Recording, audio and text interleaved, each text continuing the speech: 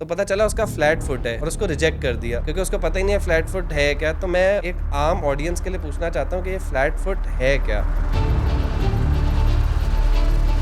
ना जैसे flat foot एक कंडीशन है, वैसे क्लब फुट भी एक कंडीशन है। क्लब फुट क्या होता है कि पैदाइशी बच्चों का पाँव अंदर की तरफ टेढ़ा हो, मेरा हाथ पीछे जाके यूं नहीं जा रहा है, या मेरा हाथ मेरे सर के ऊपर से नहीं जा रहा है, तो आप समझ जाए आप फ्रोजन शोल्डर की तरफ जा चुके हैं या जा रहे हैं। कब हॉट पैड लगाना है या कब कोल्ड पैड लगाना है, मतलब कि कब ठंडे पानी से टकोर करनी है। एसिड गिर गया, अल्कली गिर गई, कोई बैटरी का पानी गिर गया, एल्फी, ऐसी बहुत सारी चीज़ें जो घर पे होती हैं वो लग जाती हैं, गिर जाती हैं। अब इसको सबसे पहले न्यूट्रलाइज करें, ठंडे साफ पानी से धोएं। आपने मुझे कोई लंगड़ा समझ हो कि मैं ये चीज़ इस्तेमाल करूं? मतलब ये एक टैबू माना जाता है कि कोई स्टेक या वॉकिंग स्टेक लेगा या कोई ऐसी प्रोस्थेटिक चीज़ लेगा तो वो पाएज में काउंट आएगा, फकीर काउंट होगा। बिल्कुल बिल्कुल, ये बिल्कुल ट्रू है। इसके ऊपर फिगर्स हैं, वो भी रिसर्च फॉर्म है। इन अमेरिका अराउंड 5% जो सर्जरीज हैं वो गलत हुई हैं और साइड गलत की वजह से। दुनिया भर में इम्प्लीमेंट है। इसमें हमने एक रिसर्च स्टडी भी की है, प्रोफेसर सईद मिनाज साहब के साथ हमारी स्टडी पब्लिश हुई है। इसमें हमने इस WHO चेकलिस्ट के फायदे और कैसे इंप्लीमेंट करना है उस पर पूरी रिसर्च की और इसका आयुर्वेद देखा। भाई जैसे कोई किसी को बड़ी चोट आई, आपने पूछा आप बात कर पा रहे हो, क्या नाम है आपका, आपको बता देगा, तो इसका आपको समझ में आ गया एयरवे ठीक है ना। फिर उससे पूछो कि सांस लेने में तकलीफ तो नहीं हो रही, फिर आपने नब्ज वगैरह चेक कर ली तो नब्ज भी ठीक है। तो ये ABC ऐसे चलता है। वो एक जरिया है, वो एक दरवाजा है जहाँ से वो जरासीम आपके जिस्म में जा सकता है और वहाँ से वो टॉक्सिन प्रोड्यूस करके आपकी जान ले सकता है। तो tetanus is a life saving. तो भाई हम समझाते हैं कि जब भी कोई भी हाउस होल्ड इंजरी हो, आप गिरे, आपको मोच आई, सोजिश हुई, आप फौरन बर्फ लगा। क्या होगा, बर्फ से हमारी जो खून की शरियानें भूल गई होती है ना, वो सुकड़ जाती है, जिसकी वजह से सोजिश कम हो जाती है। सर्दियों में चूंकि हमारी मूवमेंट से स्टिक हो जाती हैं, चहल पहल कम हो जाती है, ब्लड फ्लो कम हो जाता है, थोड़ा दर्द ज़्यादा फील होते हैं। लेकिन ऐसा कोई कॉन्सेप्ट नहीं है कि सर्दियों में दर्द ज़्यादा होगा, गर्मियों में कम होगा। चोट तो दोनों सीजन में बराबर ही लगती है। अच्छे डॉक्टर को बड़ा एम्फेसाइज करते हैं किसी अच्छे डॉक्टर को दिखाना या फलाने अच्छे। तो ये अच्छा डॉक्टर कौन होता है? जिसने पढ़ाई अच्छी की होती है, 4 GPA लाया होता है। दुनिया भर में क्या होता है कि बच्चों को स्कूल लेवल से फर्स्ट एड के कोर्सेज कराए जाते हैं।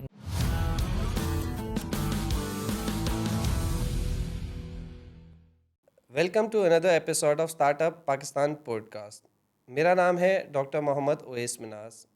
आज हम आपको हड्डी, पसली और जोड़ों की दुनिया में लेके जा रहे हैं। हमारे साथ जो गेस्ट हैं डॉक्टर मुजम्बिल संगानी, जो एक ऑर्थोपेडिक सर्जन हैं। आए उनका वेलकम करते हैं। Thank you very much doctor अवेस, thank you so much for your introduction and बहुत बहुत शुक्रिया। मुझे सबसे पहले तो मैं शुक्रिया अदा करूँगा स्टार्टअप पाकिस्तान और पूरी टीम का जिन्होंने मुझे इनवाइट किया। मैं basically orthopaedic and trauma surgeon हूँ और ऑर्थोप्लास्टी मेरी फील्ड ऑफ इंटरेस्ट है। मैं government sector hospital, services hospital में ड्यूटियाँ सरंजाम देता हूँ और इवनिंग बाय प्राइवेट सेटअप। चूँकि मेरी ट्रेनिंग जो है एक बेसिकली एक गवर्नमेंट सेटअप में हुई है, जो है जिना पोस्ट ग्रेजुएट मेडिकल सेंटर में, जो मैंने कंप्लीट की इन 2019। इसके बाद मैंने ऑर्थोप्लास्टी में फेलोशिप्स की हैं from Thai hip knee society से, जो थाईलैंड में है, वो 2019 में मैंने की। इसके अलावा अभी रिसेंटली मैंने कैम्ब्रिज से ऑर्थोप्लास्टी फेलोशिप की है इन 2020-24। मेरी रिसर्च पब्लिकेशंस हैं मोर देन 30 अल्हम्दुलिल्लाह। जो बेसिक जो ट्रॉमा होता है, जो बेसिक इंजरीज़ होती हैं, उसके ऊपर हमारी रिसर्च है, जो मेरा field of interest. That's great doctor Muzammil. अच्छा डॉक्टर मुजम्बिल, एक मुझसे बड़ा कॉमन सवाल मैंने आपसे पूछना था। अच्छा, मैंने एक मूवी देखी थी मुन्ना भाई MBBS में, जिसमें जो उधर का प्रोफेसर होता है उसने अपने इंटरव्यू में वो बोलता है कि यार मैं जब अपनी फैमिली मेम्बर का ऑपरेशन करूँगा तो उसके हाथ कांपेंगे, लेकिन वो रैंडम किसी बंदे का अगर ऑपरेट करता है तो हाथ नहीं कांपेंगे। तो ये वाकई ऐसा होता है कि आप अगर अपने किसी रिश्तेदारों का ऑपरेशन करते हैं तो आपके हाथ कांपते हैं या नहीं? बिल्कुल बिल्कुल। जब ये मूवी रिलीज़ हुई थी तब हम अंडर ट्रेनिंग थे। तो जब हमने ये सीन देखा यार, मैंने कहा यार ये वाकई होता है कि नहीं होता है। तो हमने कहा वक्त बताएगा। तो वक्त आया एक ऐसा, जब एक टाइम आया जब मुझे अपने अब्बू की सर्जरी करनी थी और एक इसके बाद मेरी नानी की सर्जरी करनी थी। तब मुझे रियलाइज़ हुआ कि मैं सिर्फ एक बेटा, एक नवासा नहीं हूँ, मैं एक सर्जन भी हूँ। तो उस वक्त मुझे ऐसा कोई फीलिंग नहीं आई कि मेरे हाथ कांपेंगे, बल्कि मैं और अच्छे से अच्छे करने की कोशिश कर रहा था ड्यूरिंग सर्जरी, कि कोई भी चीज़ ऐसी मिस ना हो जाए जो मेरे अब्बू या मेरी नानी को आगे जाके तकलीफ़ दे। तो मेरे ख्याल से ये सीन तो बहुत अच्छा है, बहुत मज़ा आया सीन देख के। लेकिन अगर आप प्रोफेशनली देखें तो ऐसे ही मिथ कि आपके हाथ कांपेंगे, आप बल्कि और डेडिकेटेड है towards your father, towards your नानी या कोई भी आपका रिश्तेदार जिसकी आप सर्जरी करोगे, आप उसको और अच्छे से अच्छा करने की कोशिश करोगे। अच्छा डॉक्टर मुजम्बिल, इसका ये मतलब है ये सिर्फ एक मिथ है, ये सिर्फ एक फिल्म की हद तक है, असल में ऐसा कुछ भी ऐसा नहीं है? कुछ भी। अच्छा डॉक्टर मुजम्बिल, मेरा एक दूसरा क्वेश्चन ये है कि मेरा एक दोस्त था, उसने आर्मी के लिए अप्लाई करना था, उसने फुल पढ़ाई की, सब कुछ किया, टेस्ट की तैयारी करता था।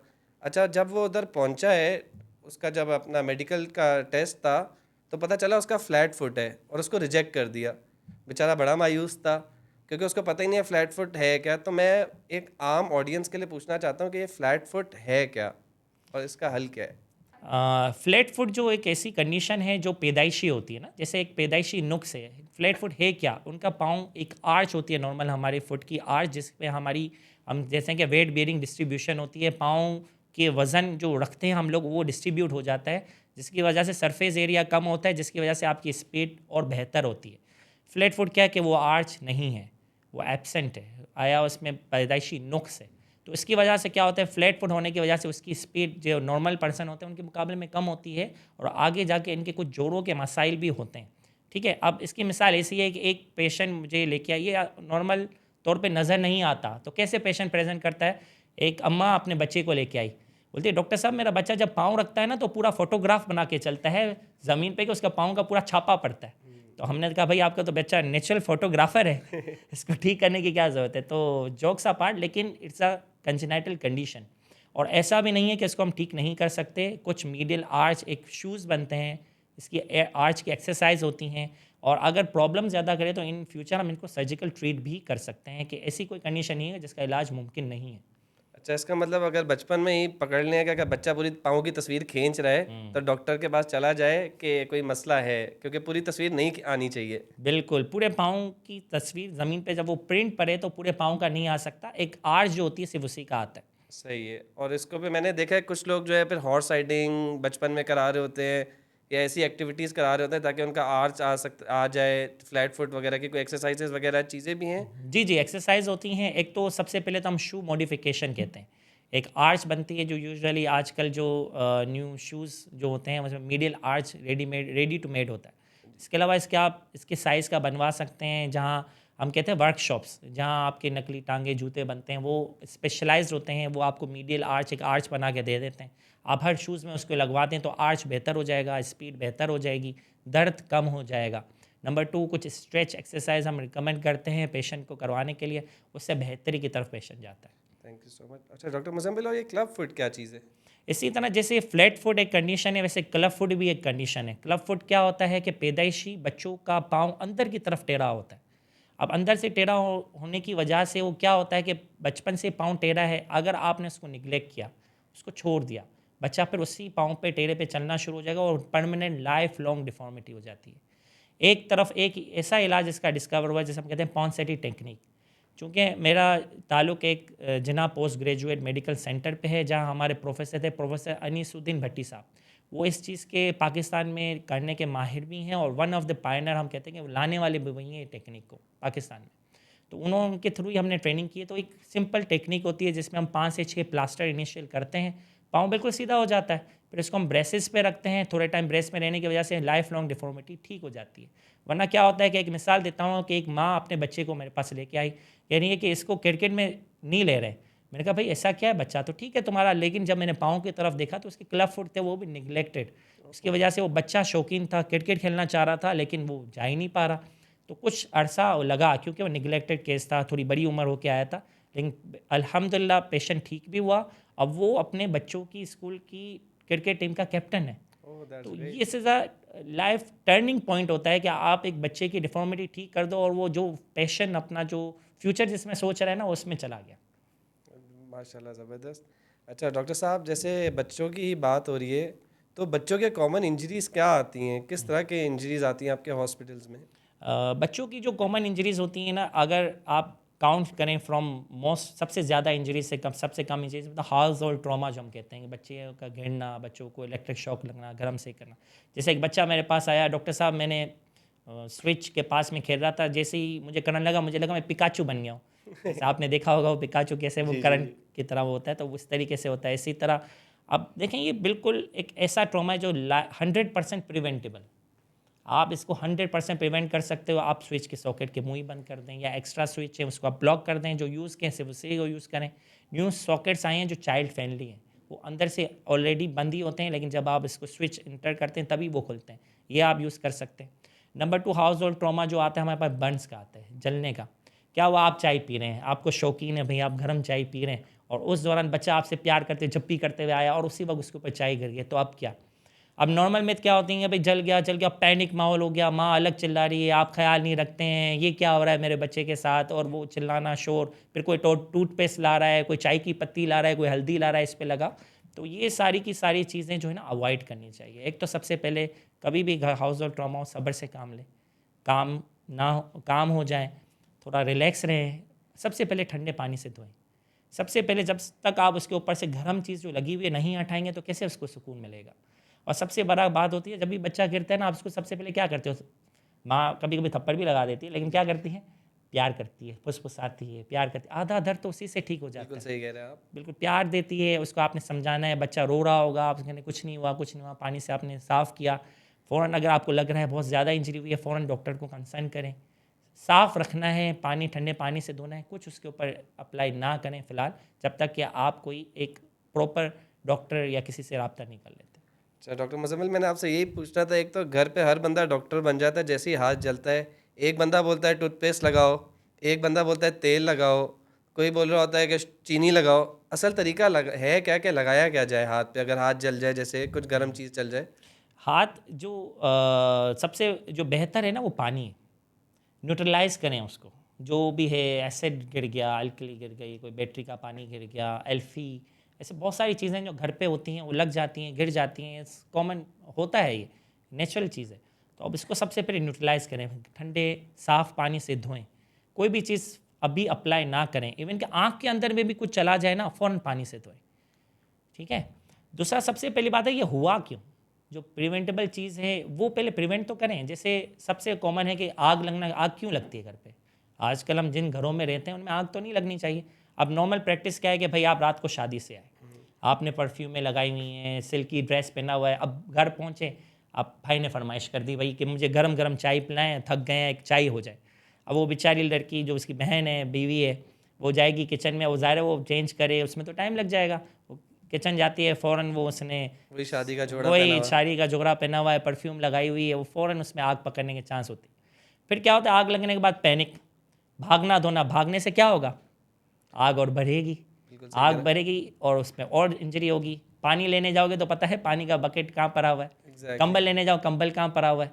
तो इसमें सबसे पहले आप कहते हैं स्टॉप, ड्रॉप एंड रोल। बिल्कुल। सबसे पहले आप रुक जाएं, भागना नहीं है, ताकि ऑक्सीजन का आप जो ज़मीन पे लेट के रोल करें, उसमें आग इसकी बुझ जाती है। ऑक्सीजन कांटेक्ट मिनिमाइज हाँ, करने अब के लिए। देखें इसमें हम में से कितनों को पता है कि गैस की मेन लाइन का स्विच कहाँ है घर की, हमें ये पता ही नहीं है।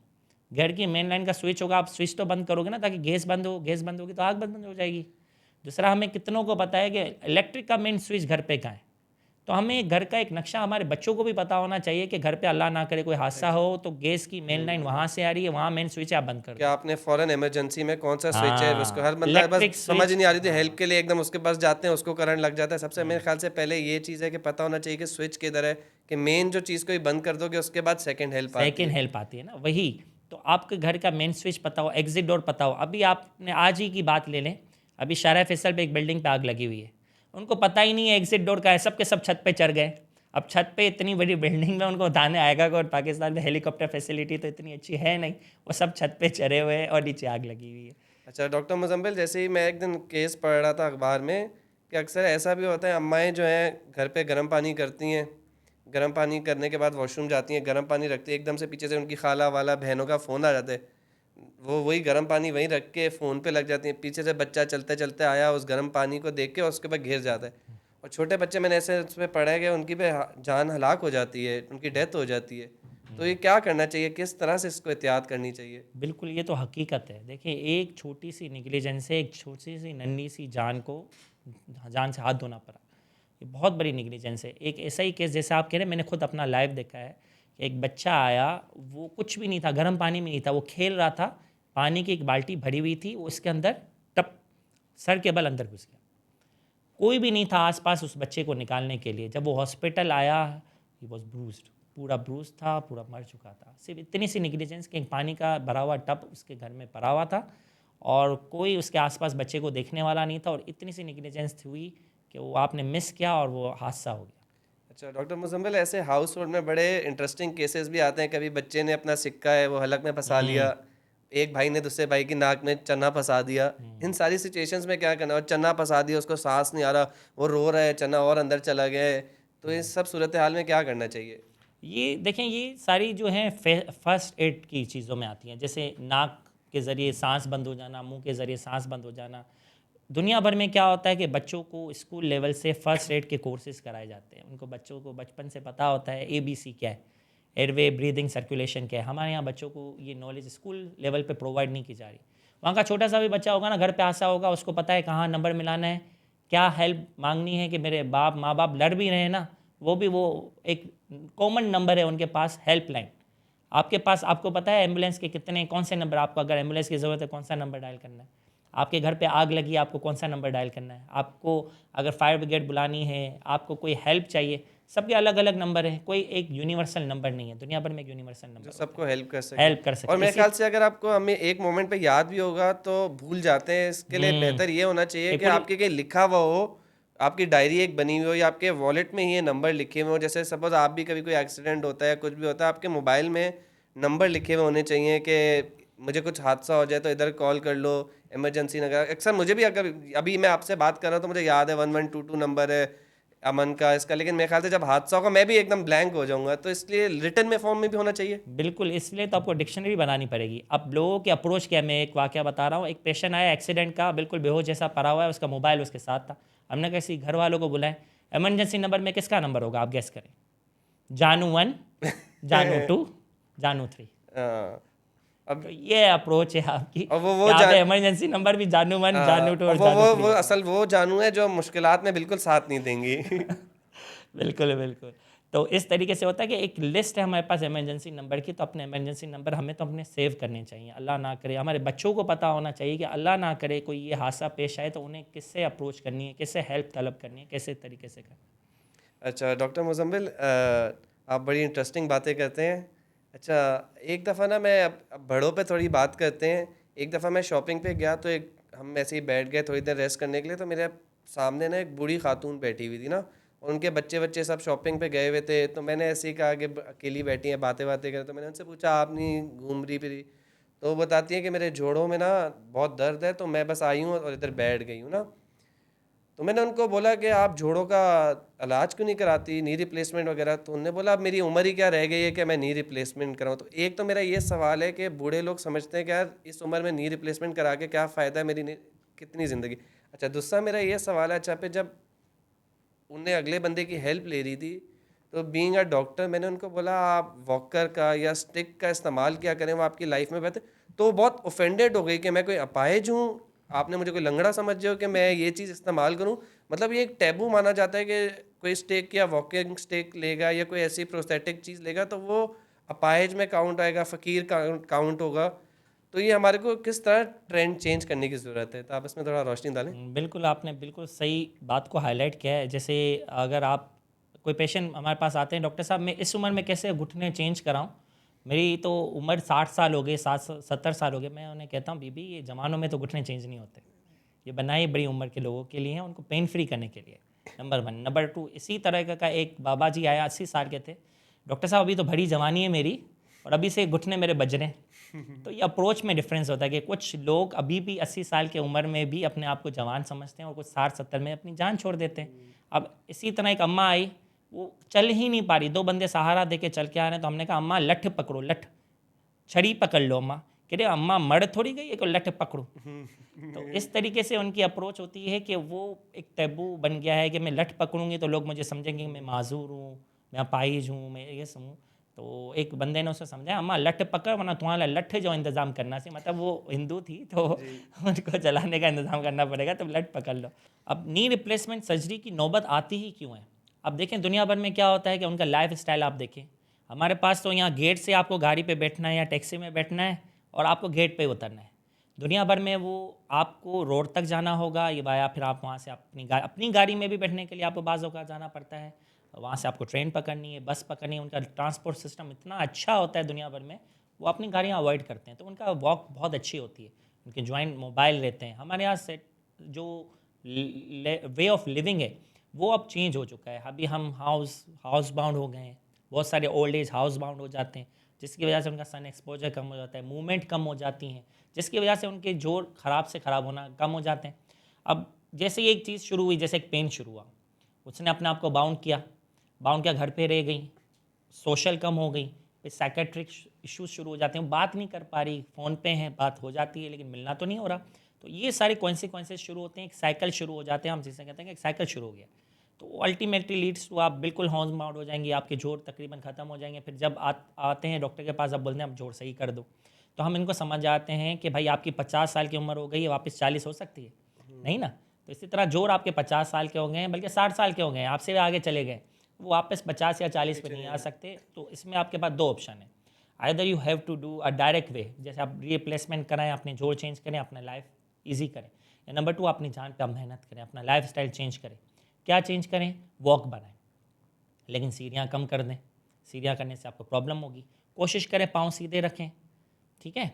वॉशरूम अगर आप डब्ल्यू से यूज़ करते हैं तो आपके लिए बहुत मुश्किल हो जाएगा, आप कमोड पे आ जाएं या हैंडल पाइप लगा लें, रेलिंग्स लगा लें। अब इसी तरह बाथरूम के केसेस हमारे पास बहुत आते हैं। एक पेशेंट मेरे पास आए, डॉक्टर साहब बाथरूम में मैं गई, लेकिन स्केटिंग करते हुए बहुत मज़ा आया, और वो कमर पे उसने हाथ रखा, उसको चोट लगी थी, वो स्लिप होके गिरी आई थी। गेस जो वो जो हाँ स्केटिंग कह रही है वो नीचे गीला फर्श गीला जी, होगा, वो वो फिसली है, वो उसको स्केटिंग कह रही शी है। वाज सेइंग कि स्केटिंग करके मुझे बड़ा मज़ा आया डॉक्टर साहब, तो वो अपना दर्द बता रही थी कि मैं स्लिप होके गिर गई। तो ये house hold injuries old age में इसी वजह से होती हैं कि वो प्रोटेक्टिव जो चीज़ें होती हैं वो हम यूज़ ही नहीं करते। अब एक खातून का बेड है, उसका बाथरूम में फासला कम होना चाहिए, एक ओल्ड एज है या मर्द है, तो वो कम कर दें। रास्ते में बच्चों के खिलौने पड़े हुए हैं, सामान पड़ा हुआ है, वो रात को जब उठेगी नींद में गिरने के चांस बढ़ जाएंगे। तो ये हाउस होल्ड ट्रॉमा आप इस तरीके से कम कर सकते हैं, स्पेशली इन ओल्डर। अब वो रात को बीपी की दवाई ले रहा होगा, ब्लड प्रेशर की ले रहा होगा, एंजाइटी की ले रहा होगा। अब वो जब उठते हैं, पेशाब आइए, तेज़ी से भागने की करते हैं, उस वजह से वो गिर जाते हैं। तो वो रोकने के लिए आप उनको समझाएंगे, भैया आप आराम से सुकून से बैठें, जब आपको पेशाब की हाजत हुई है आप थोड़ा होश में आएँ, फिर वॉशरूम जाएँ। इसी तरीके से आप अब जोड़ों पे वो मेहनत क्या करें, इसकी एक्सरसाइज होती हैं। आजकल इंटरनेट का ज़माना है, सोशल मीडिया का ज़माना है, दर्जन अब दर्जन जो आपके पास एक्सरसाइज ऑनलाइन भी पड़ी हुई हैं, आप घर बैठे कर सकते हैं एक्सरसाइज। नी एक्सरसाइज है, क्वाड्रिसेप्स एक्सरसाइज है, हैमस्ट्रिंग एक्सरसाइज है, आप वो करें, आपके जोड़ से काफ़ी बेहतर महसूस करते हैं। काफ़ी पेशेंट हमारे पास आते हैं कि डॉक्टर साहब मैं तो बिल्कुल थक गया था, अब एक्सरसाइज करता हूँ मैं बिल्कुल सही चल रहा हूँ, पोते पोतियों के साथ मैं बाहर निकल रहा हूँ। तो इस तरीके से वो अपने लाइफ स्टाइल चेंज कर सकते हैं। सबसे बड़ा मसला आता है सन एक्सपोजर ही नहीं है भाई। हम फ़ौरन जवाब आ जाता है, डॉक्टर साहब हम तो अपार्टमेंट में रहते हैं, हमें तो धूप ही नहीं लगती। तो हम उनको बोले भाई आप नीचे उतर जाएं, थोड़ा बाहर निकलें, गली में बैठ जाएं, मोहल्ले में बैठ जाएं, ग्रुप बना लें, ख़वातीन का एक ग्रुप बना लें, छोटी किटी पार्टी गलियाँ करें। तो इस तरीके से उन्हें समझाना पड़ता है कि आप किस तरीके से अपने लाइफ को सही कर सकते हो और इस चीज़ों से निकल सकते मतलब हमें लाइफस्टाइल एजुकेशन की बहुत ज़रूरत है कि ओल्ड एज में जो है बंदे का ब्रेन सिस्टम थोड़ा कमज़ोर हो जाता है, फिर उसने रातों को दवाइयाँ ली हुई होती हैं तो उसकी वो एनर्जी नहीं है। हमें चाहिए कि बंदा कोई वॉशरूम भी जाना है रात को, अगर उसने कोई दवाई ली है पहले वो किसी हेल्प के लिए बुला ले, कोई बच्चा बच्चा उठा है कोई उनको हेल्प के लिए। एक तो हमारा ये बड़ा मसला है ना कि बूढ़े जो है उनको हर काम भी खुद से करना है, हैं। कहीं बाथरूम भी खुद जाना है, हालांकि इतनी मुश्किल से जा रहे हैं, शुगर है उनको, ब्लड प्रेशर है, लंगड़ाते हुए जा रहे हैं, कबाते जा रहे हैं, लेकिन जाना खुद है, फिर बीच में बाथरूम में गिर जाते हैं। अब लाजमी नहीं है कि वॉशरूम, हम तो अपनी एहतियात के लिए बाथरूम को ड्राई रखते हैं, लेकिन फिर भी दवाई ली हुई है कहीं फिसल जाते हैं, तो उसके लिए क्या एहतियात है? जैसे आपने पहले बताया कि बाथरूम में हैंडल्स वगैरह लगाए उठने के लिए, और क्या क्या चीज़ें हैं? सबसे पहले तो एजुकेशन। अगर आपके पास पेशेंट आता है नी पेन के साथ, हिप पेन के साथ प्रॉब्लम्स हैं, उसमें बहुत सारी दवाइयाँ ऐसी होती हैं जो इनको प्रॉब्लम कर सकती हैं। फिजिशियन के पास भी पेशेंट आते हैं, आप फिजिशियन अगर उनको कोई दवाई दे रहे हैं तो उनको बताना चाहिए कि रात को आपने लेनी है, इससे नींद आएगी। ये वाली दवाई आपको चक्कर भी कर सकती है, चक्कर भी ला सकती है, तो इसमें आप थोड़ा एहतियात से इस्तेमाल करें। जब इस्तेमाल करें तो एहतियात से उठें, एहतियात से बाथरूम जाएँ। तो सबसे पहले पेशेंट एजुकेशन आप प्रिवेंट कर सकते हो ऐसा हाउस होल्ड ट्रॉमा ऐसे बुजुर्गों को, because they are more prone to fractures. सबसे बड़ी वजह है ऑस्टियोपोरोसिस। आपने सुना होगा बुढ़बुढ़ेपन की बीमारी, अक्सर एड चलती हैं, अवेयरनेस प्रोग्राम चलते हैं, बड़ी बड़ी एक्ट्रेस के आपने वीडियोस देखी होंगी जो उसमें ऑस्टियोपोरोसिस, भले वो बूढ़ी नहीं हुई है लेकिन वो बूढ़े बन के, बोन स्ट्रॉन्ग तो मैं स्ट्रॉन्ग, हाँ, अक्सर एड्स आ रहे होते बोन हैं, स्ट्रॉन्ग तो मैं स्ट्रॉन्ग, बाकी मसल्स गए बाकी सब गए। बाकी मसल्स गए, लेकिन बोन स्ट्रॉन्ग तो मैं स्ट्रॉन्ग। अच्छा डॉक्टर मुजम्मिल, मेरा एक क्वेश्चन है कि ओल्ड एज में क्या, जैसे बुक्स में कभी कभी होता है कि हिप फ्रैक्चर और फॉल से बूढ़ों में हो रहा था, तो वाकई अगर बूढ़ा कोई गिरेगा तो उसको हिप फ्रैक्चर ही होगा या और भी कुछ हो सकता है? और मोस्ट कॉमन इंजरी क्या है ओल्ड एज में? देखिए ये भी एक बहुत ज़्यादा कॉमन सवाल है। हमारे पास एक बूढ़ा गिरा नहीं, उसको फ़ौरन घर वाले व्हील चेयर पर डाल के फ़ौरन ले आते हैं। अम्मा गिर गई, डॉक्टर साहब फ़ौरन देखें गोला टूट गया होगा। तो ये देखें हमारे इस तरह के हम समझाते हैं, देखें भाई हमारे जिस्म में सिर्फ हड्डियाँ नहीं हैं, उसके ऊपर गोश्त की बहुत बड़ी तह लगी हुई है, उसके ऊपर चर्बी की बहुत बड़ी तह लगी हुई है, उसके ऊपर स्किन है। तो ज़रूरी नहीं है कि हर ट्रॉमा बोन फ्रैक्चर ही हो। हाँ, most common fracture old age में इस वजह से होते हैं कि वो उनकी हड्डियाँ भुरभुरी होती हैं। जैसे हमने अभी बात की ऑस्टियोपोरोसिस की, हड्डियों के भुरभुरेपन की बीमारी की, हड्डियाँ उनकी हो जाती हैं वीक। क्यों वीक होती हैं? उनका लाइफ स्टाइल इस तरीके से नहीं है, उनकी मूवमेंट, उनका लाइफ स्टाइल, वो चलना फिरना कम होता है, धूप का इस्तेमाल कम होता है, विटामिन डी कैल्शियम का इंटेक बहुत कम होता है। हमारे पास सॉफ्ट ड्रिंक्स तो बहुत पी रही होंगी, लेकिन दूध बहुत कम पियेंगी, दही बहुत कम खाएंगे, अंडे बहुत कम खाएंगे, मुर्गी मछली का इस्तेमाल, जैसे ही मुर्गी के रेट बढ़ेंगे वबा फैल जाएगी कि मुर्गी में तो वायरस आया हुआ है ताकि रेट कम हो जाए। तो कुछ लोग तो ऐसे डर जाते हैं, वो चिकन को हाथ भी नहीं लगाते। बहुत सारे पेशेंट हमारे पास आते हैं, वो कहते हैं डॉक्टर साहब हमने चिकन खाना छोड़ दी है, उसमें तो वायरस है, वो तो आपकी जान ले लेगा। हम फिर समझाते हैं भाई अपनी मुर्गी पाल लो, ठीक है, लेकिन चिकन ज़रूर खाओ, फिश ज़रूर खाओ, ठीक है, अंडे ज़रूर खाओ, अपने ऑस्टियोपोरोसिस जो बोन की वीकनेस है वो दूर करो। फिर इसमें आते हैं कि बहुत सारे पेशेंट अपनी अलग ही कंप्लेन लेके आते हैं। जैसे उससे आपको स्टेटस का भी पता चल जाता है, डॉक्टर साहब अपनी गाड़ी चलाती हूँ तो बिल्कुल ठीक है, लेकिन अभी मैं मियाँ की पराडो में जब पाँव पर रख के रखती हूँ ना तो मुझे बहुत दर्द होता है, या मैं अपने पराडो में यूँ हाथ रख के यूँ बैठती हूँ तो मुझे बहुत दर्द होता है। डॉक्टर साहब वैसे तो शॉपिंग के लिए मैं 10-10 बैग उठा लेती थी, बहुत शॉपिंग करती थी, लेकिन इस बार मुझे मेड को रखना पड़ा। तो अपना स्टेटस भी वो साथ में बता रहे होते हैं कि वो अच्छे घराने से ताल्लुक़ रखते हैं, साथ में अपनी प्रॉब्लम्स भी बता रहे होते हैं। जैसे तरह फ्रोजन शोल्डर के बारे में वो बता रहे होंगे, डॉक्टर साहब वो वैसे तो शॉपिंग बैग में यूँ लहराती हूँ, बहुत सही रहता है, लेकिन अभी मैं शॉपिंग में उठा ही नहीं सकती, मेरा कंधा ही नहीं उठ रहा है। तो बताना वो चाह रही है कि शोल्डर में पेन है, लेकिन साथ साथ अपने शॉपिंग के बारे में ज़रूर बता रही है। मतलब ऐसे इंटरेस्टिंग पेशेंट्स भी आते हैं जो अपने दर्द दर्द के साथ साथ अपने चीज़ें भी बता रही होती हैं कि हम लोग कितने रिच हैं या किस तरह के हैं। मैंने ऐसा ये केस, आप मैं भी ओपीडी करता हूँ तो मेरे पास भी ऐसे केस का कैसे वो बताती हैं कि मेरे हस्बैंड की जो गाड़ी है ना वो प्राडो है, उसमें बैठा नहीं जाता, ऊंची है, लेकिन मेरी मर्सिडीज़ है ना तो मर्सिडीज़ नीचे होती है तो उसमें मैं बैठ जाती हूँ। तो मतलब अब पता नहीं वो किस वजह से बता रहे हैं कि आप इलाज अच्छा करें या वो थोड़ा आपको इम्प्रेस करना चाह रही होती है आपके हुस्न से या किस चीज़ से। दूसरा वो डॉक्टर को इम्प्रेस करने के लिए वो इंग्लिश भाई, अब इंग्लिश भी तो अपनी इंग्लिश। अभी कल परसों की बात है, एक पेशेंट मुझे आके कहनी है डॉक्टर साहब आप बड़े सेक्सफुल डॉक्टर हैं। मैंने सोचा यार ये क्या बोल गई खातून, यार मुझे समझ नहीं आया। मैंने कहा क्या आप बड़े सेक्सफुल डॉक्टर हैं? तो मुझे लगाया वो सक्सेसफुल कहना चाहिए। मैंने कहा बीबी सक्सेसफुल होता है कि हाँ वो सक्फुल डॉक्टर हैं आप। तो इस तरीके से वर्ड का इस्तेमाल, जैसे वो बताती हैं कि डॉक्टर साहब उंगलियों में कड़कनेस बहुत हो गई आजकल, मैं सुबह फॉरनली नहीं उठ सकती। यानी फ़ौरन को उसने इंग्लिश में चेंज कर दिया, फॉरनली सुबह मैं उठ नहीं सकती, मेरे घुटनों में कड़क कड़क कड़क आवाज़ की आना शुरू हो गई है। इसी तरह अब अपनी दादी को एक पेशेंट लेके आया, वो कह रही कि मेरी दादी चलते चलते हैंग हो जाती है, फिर अचानक से उनमें वाइब्रेशन सी होती है, फिर वो चलने लगती है। तो इस तरीके से पेशेंट अपनी इंग्लिश करके वो शायद हमें बताना चाह रहे हैं। तो पेशेंट डॉक्टर साहब आप अपने हमारे पेशेंट को डिस्चार्ज की जगह वो कहते हैं डिलीट कब करेंगे, कर दिया, डिलीट कब करेंगे, अबॉर्ट कब करेंगे। जैसे प्रोफेशन कोई पेशेंट आएगा बोलेगा डॉक्टर साहब कितने की फिल्म है, मतलब कितने का उसमें वो हो गया है। तो इस तरीके से आपको पता चलता है जिस तरह का कारोबार चल रहा होता है वो आपसे भी उसी बात में आइटम जैसे ऐसे कितने के आइटम है ये सब कितने के आइटम हो गई है। इसी तरह कोई बोलते हैं डॉक्टर साहब इतनी प्लेटें लगाओगे तो मैं तो आयरन मैन बन जाऊंगा।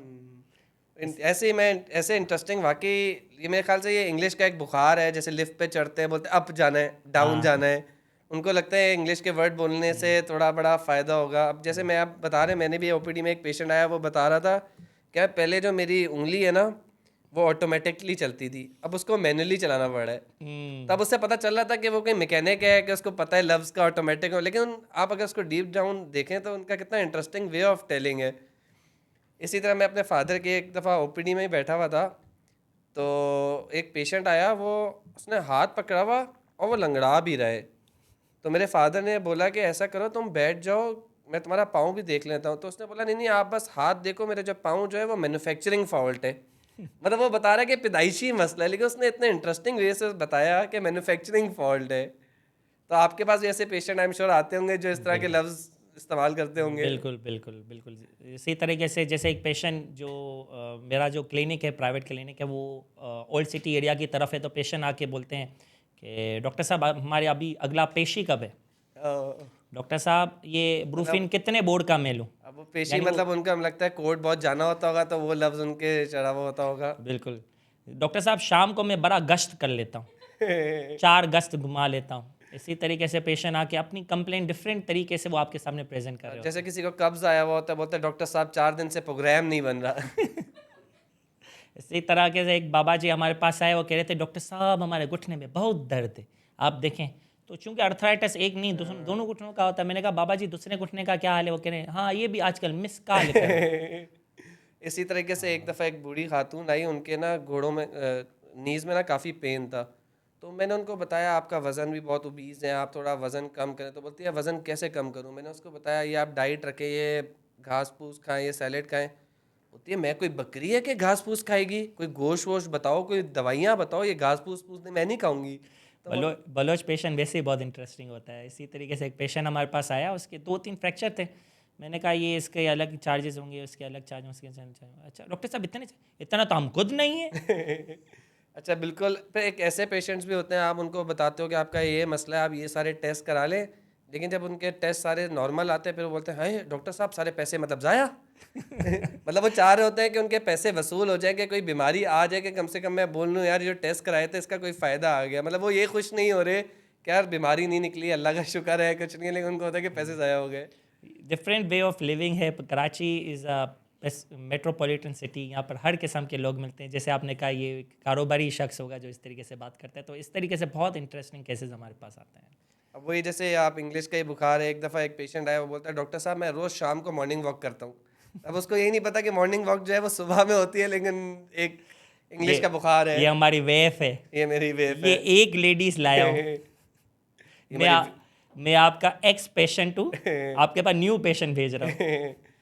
अच्छा डॉक्टर मुजम्मिल, हम अक्सर ना, मैंने एक दफ़ा न्यूज़ पे आर्टिकल पढ़ा कि एक बंदा था, उसका लेफ़्ट हैंड का ऑपरेशन करना था और उसका डॉक्टर ने राइट का कर दिया। ये ऐसे मसले आते हैं, तो ये इज़ इट ट्रू कि ऐसा गलतियाँ अक्सर होती हैं या नहीं? बिल्कुल बिल्कुल, ये बिल्कुल ट्रू है। इसके ऊपर फिगर्स हैं, वो भी रिसर्च फॉर्म है। इन अमेरिका अराउंड 5% जो सर्जरीज हैं वो गलत हुई हैं फॉर द साइड गलत की वजह से। अब चूंकि इसे ट्रेनिंग पार्ट होता है ना, कि ट्रेनिंग के दौरान ही आपको बताया जाता है कि रॉन्ग साइड सर्जरी ना हो। तो हमारे लेट प्रोफेसर सईद मिनाज साहब जो मेरे प्रोफेसर, मेरे सुपरवाइज़र थे, he was well known surgeon in Karachi include in Pakistan. उन्होंने पीटीसी रन किया है, प्राइमरी ट्रॉमा केयर, इन पाकिस्तान में लाने वाले दुनिया भर में, इवन कि चाइना भी उन्होंने कोर्स इंट्रोड्यूस करवाया। और वो वेल नोन सर्जन थे पाकिस्तान कराची के। वो मेरे सुपरवाइज़र, मेरी खुशनसीबी कि मैं उनका स्टूडेंट था। तो वो उनका एक वे ऑफ टीचिंग था। वो किस्सा सुना के इस बात को आपको सिखाते थे। एक अब मैं कह दूं आपको कि भाई रॉन्ग सर्जरी होती है, आप नहीं करना, तो आपके दिमाग में बैठा नहीं बैठा ना। अब सर का वे ऑफ टॉकिंग और वे ऑफ सिखाना, टीचिंग क्या था, वो एक किस्सा अपना सुनाते थे कि भाई एक हॉस्पिटल में वो जहाँ वो एज ए ट्रेनी थे, तो वहाँ पर जनरल सर्जरी वार्ड था, क्योंकि हमारी ट्रेनिंग शुरुआत में जनरल सर्जरी होती है। तो उस में बहुत सारे पेशेंट होते हैं और एक लंबी लिस्ट होती है। तो वहाँ 2 अल्लाह दिता नाम के पेशेंट दाखिल हुए। एक अल्लाह दिता नाम के पेशेंट की सर्जरी थी, वो यहाँ की एक लिफ नोड की बायोप्सी, जैसे एक छोटा सा एक टुकड़ा निकाल के उसकी बायोप्सी करनी थी। और एक दूसरे अल्लाह दिता साहब का एक पाइल्स हेमराइड्स हम कहते हैं, बवासीर कहते हैं, उसका ऑपरेशन था। अब थिएटर से आवाज़ आई भाई अल्लाह दिता साहब आ जाएँ। अल्लाह दिता साहब गए, ऑपरेशन हुआ, वापस आ गए। दूसरी आवाज़ आई अल्लाह दिता साहब आए, अल्लाह दिता साहब गए, ऑपरेशन हुआ, वापस आ गए। नेक्स्ट डे राउंड में शोर हो गया, अल्लाह दिता साहब चिल्ला रहे हैं डॉक्टर साहब ये की कितना है, मेरी सर्जरी तो इधर थी, आपने थल्ले की कितना है। अब वो बड़ा पैनिक माहौल। तो उसमें जो रजिस्ट्रार थे ना वो काफ़ी शार्प थे। उसने कहा डॉक्टर अल्लाह दिता साहब के पास गए, कान में बोला हमारे प्रोफेसर बड़े पहुँचे हुए डॉक्टर हैं, आपकी बीमारी को जड़ से खींच लिया है, अब वो यहाँ की भी सर्जरी कर देंगे।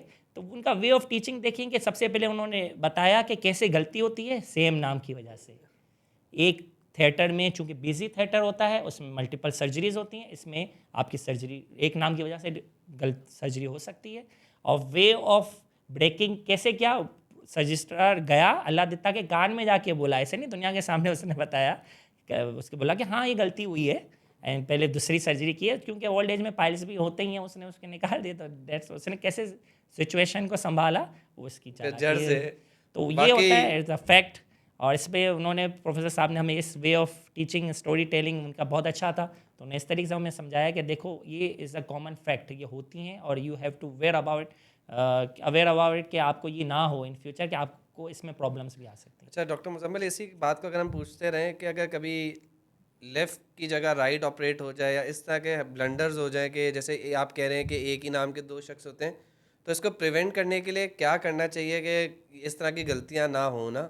इसी हर तरीके बंदे को, क्योंकि हर बंदे को ये तो नहीं बोल सकते कि तुम्हारा जड़ से मसला पकड़ा, कोई समझदार आ गया तो वो हमारे को जड़ से ना निकाल दे। बिल्कुल, अभी थोड़े दिनों पुरानी बात है कि मैं एक पेशेंट राउंड करने गया, वो पेशेंट उस वक्त सो रहा था। मैंने उठाया, भाई आप उठें, आपको देखना है। तो उठ के बोले, डॉक्टर साहब आपने क्या किया, मेरी गलत हाथ की सर्जरी कर दी। मैंने कहा ये कैसे मुमकिन है? एक मिनट तो बंदा सोचता है कि भाई गलत कैसे सर्जरी हो सकती है। फिर मैंने कहा आपके तो सही हाथ की सर्जरी, आप खुद देखें। फिर कहा अरे हाँ वो तो ख्वाब में मैंने देखा। तो ये ऐसा भी होता है। तो ये है कि अभी एक होती है WHO चेकलिस्ट, ये दुनिया भर में इम्प्लीमेंट है। इसमें हमने एक रिसर्च स्टडी भी की है, प्रोफेसर सईद मिनाज साहब के साथ हमारी स्टडी पब्लिश हुई है, जिसमें हमने इस WHO चेकलिस्ट के फ़ायदे और कैसे इम्प्लीमेंट करना है उस पर पूरी रिसर्च की है। तो उसमें हमने देखा कि WHO चेकलिस्ट का मेन पार्ट ये है कि आपको पेशेंट को मार्क करना है, प्री ऑप मार्क करना है, सर्जरी से पहले कंफर्म करना है। नर्स अलग कंफर्म करेगी, सर्जन अलग कंफर्म करेगा। तो जहाँ जितना मुमकिन हो सके इस एरर को रोकना है। तो फ्रॉम द वार्ड, आपने वार्ड से शुरू किया, वहाँ पेशेंट को मार्क किया। मार्क ऐसी जगह किया जो ऑपरेशन साइड पे नहीं, उसी साइड पे, जैसे राइट है, राइट फुट की करनी है तो हैंड पे भी मार्क कर लिया, फुट पे भी मार्क कर लिया। एरो बना दिया कोई मेक श्योर हाँ, करने के लिए, या मेंशन कर एक्सरे दिया, पे लिख दिया। लिख दिया। फिर थिएटर गया, थिएटर में नर्स ने पहले कंफर्म किया, फिर सर्जन ने कंफर्म किया, फिर जाके सर्जरी हुई। तो जो आप एरर कहते हैं ना, वो काफ़ी निगलेक्ट हो गया। तो इस पर हमने स्टडी अच्छी की। अब स्टडी का क्या स्याको सबक क्या था, हमने उसमें देखा कि बहुत सारे जो स्टूडेंट्स होते हैं और बहुत सारे लोअर स्टाफ होते हैं, वो बोलते हुए डरते हैं क्योंकि प्रोफेसर बुरा ना मान जाए, मैं उनको बोल दूं कि ये निगलेक्ट हुआ है, कोई मसला हुआ है। स्टरलाइजेशन एक टेक्निक होती है जिसमें साफ़ सुथरा रखते हैं, कोई स्टरलाइजेशन में कोई ब्रेक तो नहीं हुआ, कोई इंस्ट्रूमेंट सही कहीं टच तो नहीं हो गया, कहीं हार्ड टच तो नहीं हो, बोलते हुए डरते हैं। तो ये भी एक फिनोमिना है कि प्रोफेसर साहब ने इतना रोप डाला हुआ है कि लोअर स्टाफ उनको बताते हुए डरता है कि आपसे ये गलती हो गई है, आप पुलिस चेक कर लें या अपना ग्लव्स चेंज कर लें, या अपनी कोई नाइफ है या कोई खराबी हुई वो सही कर लें। तो वो भी एक स्टडी में बहुत आप इंपॉर्टेंट बिल्कुल बात सही है। कह रहे हैं। ये सीनियर जूनियर का एक बड़ा फेयर होता है। कभी कभार अभी उस डॉक्टर, सीनियर डॉक्टर ने कोई दवाई बोली है, लेकिन जो नर्स है या जूनियर है उसको लगा नहीं दूसरी दवाई है, लेकिन वो इतना डरता है, या सीनियर इतने स्ट्रिक्ट होते हैं कि वो पूछ नहीं पाता कि मुझे गलती हुई है सुनने में, आप मुझे रिपीट कर दें। उल्टा वो रॉन्ग मेडिसिन आगे चला देते हैं उसके डर से। बजाय इतना कंफर्टेबिलिटी होनी चाहिए शायद कि वो नेक्स्ट टाइम भी पूछ सके कि सर मेरे को ये समझ नहीं आया, मुझे बता सकते हैं फिर से। बिल्कुल, ये एक हम कहते हैं ना कि अच्छा माहौल, अच्छा टीम। एक बंदे सर्जन का सिर्फ काम नहीं है कि एक अच्छा कामयाब ऑपरेशन हुआ है, इसके पीछे हॉस्पिटल का स्टाफ, ओटी का स्टाफ, ओटी थिएटर सब शामिल है। अगर आपका टीम वर्क अच्छा, दोस्ताना माहौल है तो काम अच्छा होगा। तो ये एक माहौल आपको बना के रखना होता है जिसमें आपके आउटकम आपको अच्छे मिले। डॉक्टर मुजम्मिल, हमारे पाकिस्तान में मेजॉरिटी जो आवाम है, जो एज ग्रुप है वो यंग अडल्ट्स का है। तो आप मुझे बताएं यंग अडल्ट्स की किस तरह की इंजरीज आती हैं, मोस्ट कॉमन इंजरीज क्या हैं? अब सबसे ज़्यादा हमारी जो पाकिस्तानी पॉपुलेशन है उस यंग एडल्ट्स, सबसे ज़्यादा हमारे पास, हम कहें ना हमारे पास मेन पावर हमारे पास सबसे ज़्यादा है। It's between around 18 to 25 years हमारे पास सबसे ज़्यादा पॉपुलेशन है। और दूसरी तरफ अगर हम देखा जाए तो उनकी सबसे ज़्यादा इंजरीज़ भी हमारे पास ही है अल्हम्दुलिल्लाह, in form of road traffic accident. सबसे बड़ी वजह जो रोड ट्रैफिक एक्सीडेंट है, जिसमें मैं कहता हूँ कि हमारी, अगर हम जैसे कहते हैं नेशनल फ्रूट क्या है, नेशनल बर्ड क्या है, तो हमारी नेशनल सवारी क्या है, इस मोटर बाइक। जैसे कि सबसे ज़्यादा मोटर बाइक, अगर हम एक सर्वे देखें इसमें 2 मिलियन मोटर बाइक सिर्फ कराची के रोडों पे है, और अगले 2025-26 तक ये 3 मिलियन तक पहुंच जाएंगी। इतना तेज़ी से बाइक का तादाद बढ़ती जा रही है। तो इसका इम्पैक्ट क्या होगा, जो रोड अभी बाइकों से भरे पड़े हैं तो उसे और भर जाएंगे, फुटपाथ भी भर जाएंगे, ये कहना चाहिए। तो सबसे ज़्यादा ट्रॉमा बाइक का होता है। अब आपके पास कोई भी बाइक का पेक्शन आ जाए, कोई भी अपनी गलती नहीं मानेगा। वो क्या बोलेगा, बिल्ली आ गई, कुत्ता आ गया, वो साला तो गाड़ी वाला आ गया, खुद मिसाइल बना के उड़ा रहे होंगे, और बिल्ली आ गई, कुत्ता आ गया, सुजुकी वाला आ गया, रॉन्ग साइड से आ गया। भाई आप किस साइड पे थे? कभी भी बाइक वाला अपनी गलती नहीं मानता। वैसे 100% ऐसा होता भी नहीं है, वो बेचारा दूसरे बाइक वाले का भी शिकार हो जाता है। लेकिन मोस्टली जो होता है ना, ओवर राइडिंग हम कह सकते हैं, और स्पीडिंग हम कह सकते हैं, विन विलिंग, जवान खून है ना हमारे पास। तो हमें भले हम घर आधा 1 घंटा लेट निकले, लेकिन रोड पे पहुंचते हैं हमको 5 मिनट में अपने स्पॉट पे पहुंचना है। इसी तरह एक एड मशहूर हुई थी कि अब रोज़ा हम घर पे ही खोलना है, ठीक है, 5 मिनट पहले आप घर से निकले, घर के लिए निकले और 5 मिनट आपने इफ्तार घर पे ही खोलनी है। तो इस तरीके से जो मोस्ट कॉमन वजह होती है वो रोड ट्रैफिक एक्सीडेंट्स है। अब उनसे कैसे बचा जाए? अब रोड ट्रैफिक एक्सीडेंट की सबसे बड़ी वजह जो है ना, हमारी लॉ इन्फोर्समेंट का प्रॉब्लम है। अब रोड तो आप देख ही रहे हैं, रोड तो नहीं है, खड्डों पे रोड थोड़ी सी बच गई है, तो उस पर आपको बाइक चलानी है, तो ये भी एक बड़ा प्रॉब्लम है। तो बाइक जो सबसे ज़्यादा रोड ट्रैफिक, सबसे पहले लॉ इन्फोर्समेंट नहीं है, रॉन्ग वेज पे आ रहे हैं, उल्टे चला रहे हैं, रॉन्ग घूम रहे हैं। हेलमेट तो आप देख रहे हैं 5 to 10% ही सिर्फ हेलमेट यूजेज है इन कराची, अनफॉर्चुनेटली। जिसकी वजह से रोड ट्रैफिक हेड ट्रॉमा बहुत ज़्यादा है, तो इस तरह की इंजरीज बहुत आती हैं। अब ये हम आगे निकल गए हैं, लोग हमसे सीख रहे हैं कि ट्रैफिक ट्रॉमा की वजह से जो इंजरीज होती हैं ना, वो आपके पास इतनी ज़्यादा आती हैं, आप एक्सपर्ट हो, हमें सिखाओ। मैं यूके गया था ट्रेनिंग के लिए, तो वो ट्रॉमा कर रहे थे, वो काफ़ी देर से एक ही सर्जरी कर रहा था। मैंने कहा इतने में तुम 3 सर्जरियाँ कर लेते हैं। तो वो उन्होंने कहा आप एक्सपर्ट हो, क्यों आप इतना ट्रॉमा देखते हो, इतने फ्रैक्चर्स देखते हो, पॉली ट्रॉमा। एक ही पेशेंट में 3 फ्रैक्चर। एक पेशेंट का मैंने ऑपरेट किया, 8 घंटे लग गए, 3 सर्जरियाँ उसकी की, और थोड़े टाइम के बाद देखा वो फिर भाई बहा रहा था। वो सुधरा तो नहीं, लेकिन वही हमारे पास पॉली ट्रॉमा की ज़्यादा वजह क्या है, ज़्यादा चोटों की वजह क्या है? रोड ट्रैफिक एक्सीडेंट सबसे बड़ी वजह है। नंबर 2, कैसे सही किया जाए? एजुकेशन करें, बच्चों को एजुकेट। अब देख रहे हैं आप 18 साल से कम वालों के पास भी बाइक है, 16 साल 14 साल का बच्चा भी बाइक चला रहा है। तो मैं तो इसमें कहूँगा कि माँ बाप पे केस चला दो, कुछ भी हो माँ बाप पे केस करो, इसलिए कि उसकी वजह से तो बाइक इसके हाथ आई ना। वो खुद अपने बच्चों के लिए वो मेच्योर ही नहीं हुआ कि वो कैसे किस सिचुएशन में क्या क्या रिएक्ट करे। वो समझ ही नहीं आया होगा, कोई ऐसा हादसा आ जाए, कोई टर्न आए, कुछ आए, वो गिर जाते हैं और फिर सीरियस इंजरीज के साथ हमारे पास आते हैं। अब जैसे ये आरटीए की बात हो रही है, अब यही अगर हम बाइक एक्सीडेंट्स पे देखें, उस एक बाइक से सिर्फ चलाने वाला नहीं, आई गेस हमने इतनी दफ़ा देखा है कि ख़वातीन जो है वो उस पर बैठी हुई होती है, उनका दुपट्टा टायर पे आ जाता है।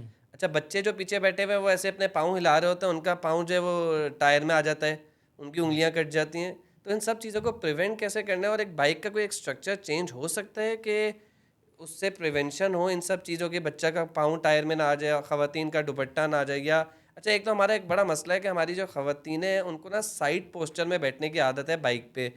वो उनको एक टैबू समझा जाता है कि यार वो दोनों मर्दों की तरह बैठेंगी तो वो बुरा माना जाएगा, और वो डिसबैलेंस हो जाती हैं, गिर जाती हैं। तो उनको क्या समझाने की ज़रूरत है कि आप भी मेल की तरह बैठा जा सकता है आपको? आपने बहुत वैलिड पॉइंट और बहुत ज़रूरी पॉइंट रेज किया है कि बाइक की इंजरीज की वजह से आपने डिस्कस कर लिया नौजवानों की कैसे इंजरीज होती है, लेकिन 2 बहुत ज़्यादा इंपॉर्टेंट इंजरीज होती हैं, वो एक ख़वातीन की और एक बच्चों की। अमूमन देखने में पहले आता था कि अभी एक बाइक पे पीछे एक खातून बैठी हुई है, अब तो लग रहा है कि बीवी के साथ साली को भी लेके जा रहा है, एक आगे भी बच्ची बड़ी बैठी हुई होती है। तो अभी हमारे पास जो मोटर बाइक है वो सिर्फ बाइक नहीं रही है, वो बिजनेस व्हीकल बन गई है। दूध के 2 बड़े बड़े कंटेनर, पानी के 2 बड़े बड़े वो भरे हुए होते हैं, फैमिली व्हीकल बन गई है, मियाँ बीवी और 5 बच्चे। ठीक है, इसी तरह एक बाइक का इस्तेमाल इस तरीके से शुरू हो गया है जो उसके लिए बनी नहीं गई थी। बाइक बनी गई थी शॉर्ट ट्रैवलिंग के लिए और शॉर्ट वज़न के लिए। अब उस पर 10 बंदे भी बैठ रहे हैं और हैदराबाद भी लोग जा रहे हैं, सुनने में आया भाई सखर भी जा रहे हैं लोग बाइक पे। तो ये सारी वजूहत हैं जो ट्रॉमा लेके आ रही हैं। बहुत अच्छी बात रेज किया आपने, ख़वातीन की दुपट्टा इंजरीज क्यों होती हैं? सबसे बड़ा जो रोल है ना पोस्चर, जैसे आप एक आदमी जो आगे बैठा है वो 2 जानों बैठा हुआ है, 2 पाँव इस तरफ करके बैठा हुआ है, एक ख़वातीन जो एक तरफ पाँव दोनों रख के बैठी हुई है। अब कोई भी एक्सीडेंट होता है ख़वातीन तो उतर के निकल जाती हैं, आदमी गिर जाता है, तो ये बैलेंस नहीं रहता। बैलेंस रखने के लिए आपको दोनों तरफ बराबर वजन होना चाहिए ना। बाइक तो एक 2 पहियों वाली गाड़ी है, 4 पहियों की गाड़ी तो है नहीं, तो उसमें बैलेंस बराबर होना चाहिए। हम देहातियों को अच्छा कहते हैं, आप देहातियों को देखें वो 2 जानों बैठती हैं, वो सही बैठती हैं। हमारी जो कराची शहरी हैं पढ़ी लिखी हैं वो 1 जानों बैठ रही हैं, तो ये ना करना चाहिए। इसमें आप 2 जानों बैठ सकते हैं, इसमें कोई शर्म की बात नहीं है। अभी तो अल्हम्दुलिल्लाह ख़वातीन बाइक चला रही हैं, मैंने देखा कराची पे आराम से चला रही हैं। नंबर 2 दुपट्टा। अब दुपट्टा क्या है कि एक पेशेंट हमारे पास आया, उसकी शादी करीब में ही थी, वो अपने मेहंदी का सामान लेने खुद गई बाइक पे, इतना सारा सामान आगे पड़ा हुआ है, सामान से मेहंदी का सामान, ढोल, ये वो सब फूल वूल सब पड़े हुए, पीछे खातून बैठी हुई है। अब ज़ाहिर है इतना सामान आपके हाथ में होगा, आपका ध्यान जाएगा कि दुपट्टा कहाँ गया हुआ है।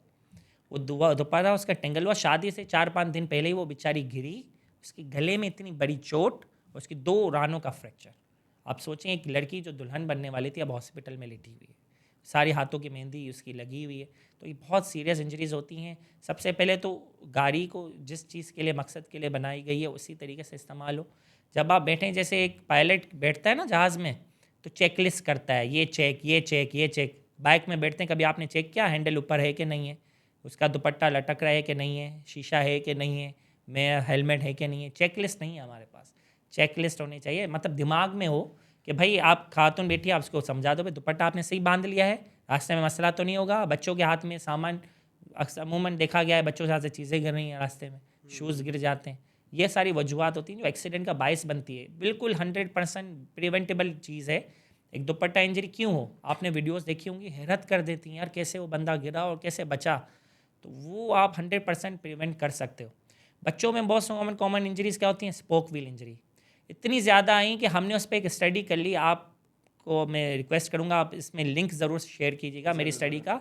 ये Muzammil classification of spoke wheel injury, हमने अपनी क्लासिफिकेशन दे दी कि भाई स्पोक व्हील इंजरी को आप ऐसे मैनेज करो। इतने पास हमारे पास डॉक्टर केसेस आते मुजम्मिल, मैं हैं। अगर आम अल्फाज में पूछूं कि स्पोक इंजरी है क्या एक आम व्यूअर्स के लिए, तो आप उसको एलेबरेट करना पसंद करेंगे? तो ये स्पोक व्हील इंजरी क्या होती है कि बच्चे जो अमूमन पीछे बैठते हैं, स्कूल बच्चे होते हैं स्कूल जाने वाले, क्योंकि हमारी बाइक स्कूल छोड़ने ले जाने की भी बाइक है ना, वैन भी वही बन गई है। तो वो बच्चे पीछे बैठे हुए हैं, उनको बेचारों को पता नहीं होता कि उनके पाँव लटके हुए होते हैं और वो स्टैंड तक तो जाते नहीं हैं।